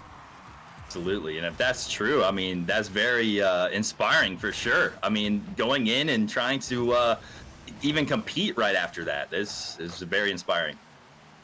Wuzzy from his own end will pop it high, will force Variety back towards his own corner where Cosmic was waiting for it, and will try to pinch out. Peep had to get that touch away. That's a double commit there from Bag Chasers. Only one back, it's Variety, but Cosmic will rotate back so quickly. The shot going to be off the mark too, so no harm done here for Bag Chasers. But the pop going to force fast up, and that's a lot of boost out of the tank and a life out of the tank from Bag Chasers as Humphrey chased them down, got the demo. Peep trying to challenge the box, but Variety was in the exact right place. We talk about anticipating the play. And you even see the wall crawling there too with some wave dashing, the dash chains in order to get back down the field. A bit of style here in the finals. That's all about confidence. Absolutely. You know, you love to see it because you know these guys are playing with confidence, and you know, especially they should be up ones. You know, up one on this, just needing to win one more. I feel like you play better whenever you're playing with confidence. Agreed, 100%. G-Man, risky touch to try to keep it away, but Peep, I think he got the challenge there. If not, he definitely forced him away from it in order to make it awkward there, and a great job from Humphrey to get out of what seemed like a grade A chance developing from Bag Chasers. This one holds back, it's fast. Gonna try to challenge Wuzzy. That 50-50 will head off wall. Cosmic the back wall. Variety's there, nobody's back. What? No shot! G-Man just hit it into Peep, and they were able to keep it out, or was it Wuzzy? Either way, they combine with a 1-2 punch to get the save. Intentional or not, you gotta say, wow, Humphrey's defense has been ridiculous. The star goalie, Peep, the saves is unreal. I can't believe that. This one, a waterfall down and Peep, another touch. Otherwise, that was a tap-in for Fast, as he just continues to impress here. G-Man back out of the zone, Fast. We'll try to play it behind him to make it awkward for Peep, but nothing is awkward when it's in Peep's sight, let's be honest. As he pulls it back down, try to get the flick, but nothing on it, as it just fell right into the hands of Fast. And now he's got the pop past G-Man. Peep, the last man back, the one you want to see back if you have to have a 1v1 situation, but they still break through. It's Cosmic again. He's got a 1-0 lead here for Bag Chasers. Just one more time here is Cosmic, great angle, and just able to put that one in, taking the lead here with the possible finals. My goodness, this is it. They have the lead now, and we saw what happened the last time they took the lead early, which was in last game, when they were able to finally break through for the first goal, draw first blood, and they got the win there too to head to match point to begin with. They're trying to add to that, but Wuzzy on it, couldn't get the touch on the ball, but instead jumped out and got the demo too. Looked like it might have been drawn up since they had a lot of defense back for Bag Chasers. Why not jump out in front when you have the next touch and try to challenge it? But it's not a challenge when you got Cosmic back to you making these saves. All the way up to the ceiling. Fast read that one all the way as he was up to the ceiling too. G-Man forcing Variety to get there. He found Cosmic, and that passing out of the zone has been great, but that's a mistouch from Humphrey. This one will go high. Now Variety up the shot, and they do break through. Bag Chasers up 2-0 now. Yeah, that was just a great play. Cosmic with the setup, Variety up in the air, not even giving Peep a chance. Somehow, Peep doesn't make that save. I don't know how, but because he's been making them all night. But now up 2-0, Bag Chasers trying to close this one out and claim victory. Yeah, you never want to make those last second saves all the time, right? You want it once in a while, but eventually they break through by a pixel or not, you know, but they've been keeping it close. But they are down, and now they are definitely on the ropes. 1 minute, 30 seconds left, they need 2. If anybody's able to do it, it would be this Peep and Humphrey combination, who's been so great defensively. Their mechanics are second to none, but Bag Chasers' defense are going to try to claim themselves as brick walls here to try to close out. As you see G-Man to the back wall, Peep will go back wall again, trying to free up space to get a demo or a bump, but there was nobody in support here. It's back out of the zone for Bag Chasers here. Seeing Peep, but see if they can get something here with a great pass, but Fast going to be able to get that clear. Now only a minute left. Humphrey's going to have to score very soon if they want to have a shot at sending it to another game. Fast holds, waits, good challenge from G-Man. Was he already up for this one? The touch, what a save from Cosmic! And that'll keep it out now as he bounced it and played it off his own backboard, essentially, in order to get that out. The LeBron James save, if you will. But G-Man's not done. The shot, Cosmic, another one! He got across and keeps it alive. A 2-0 lead still remains here for Bag Chasers as they try to close out again, time ticking down. Cosmic with 3 saves. Now, they were the Peep type of saves too. Unbelievable.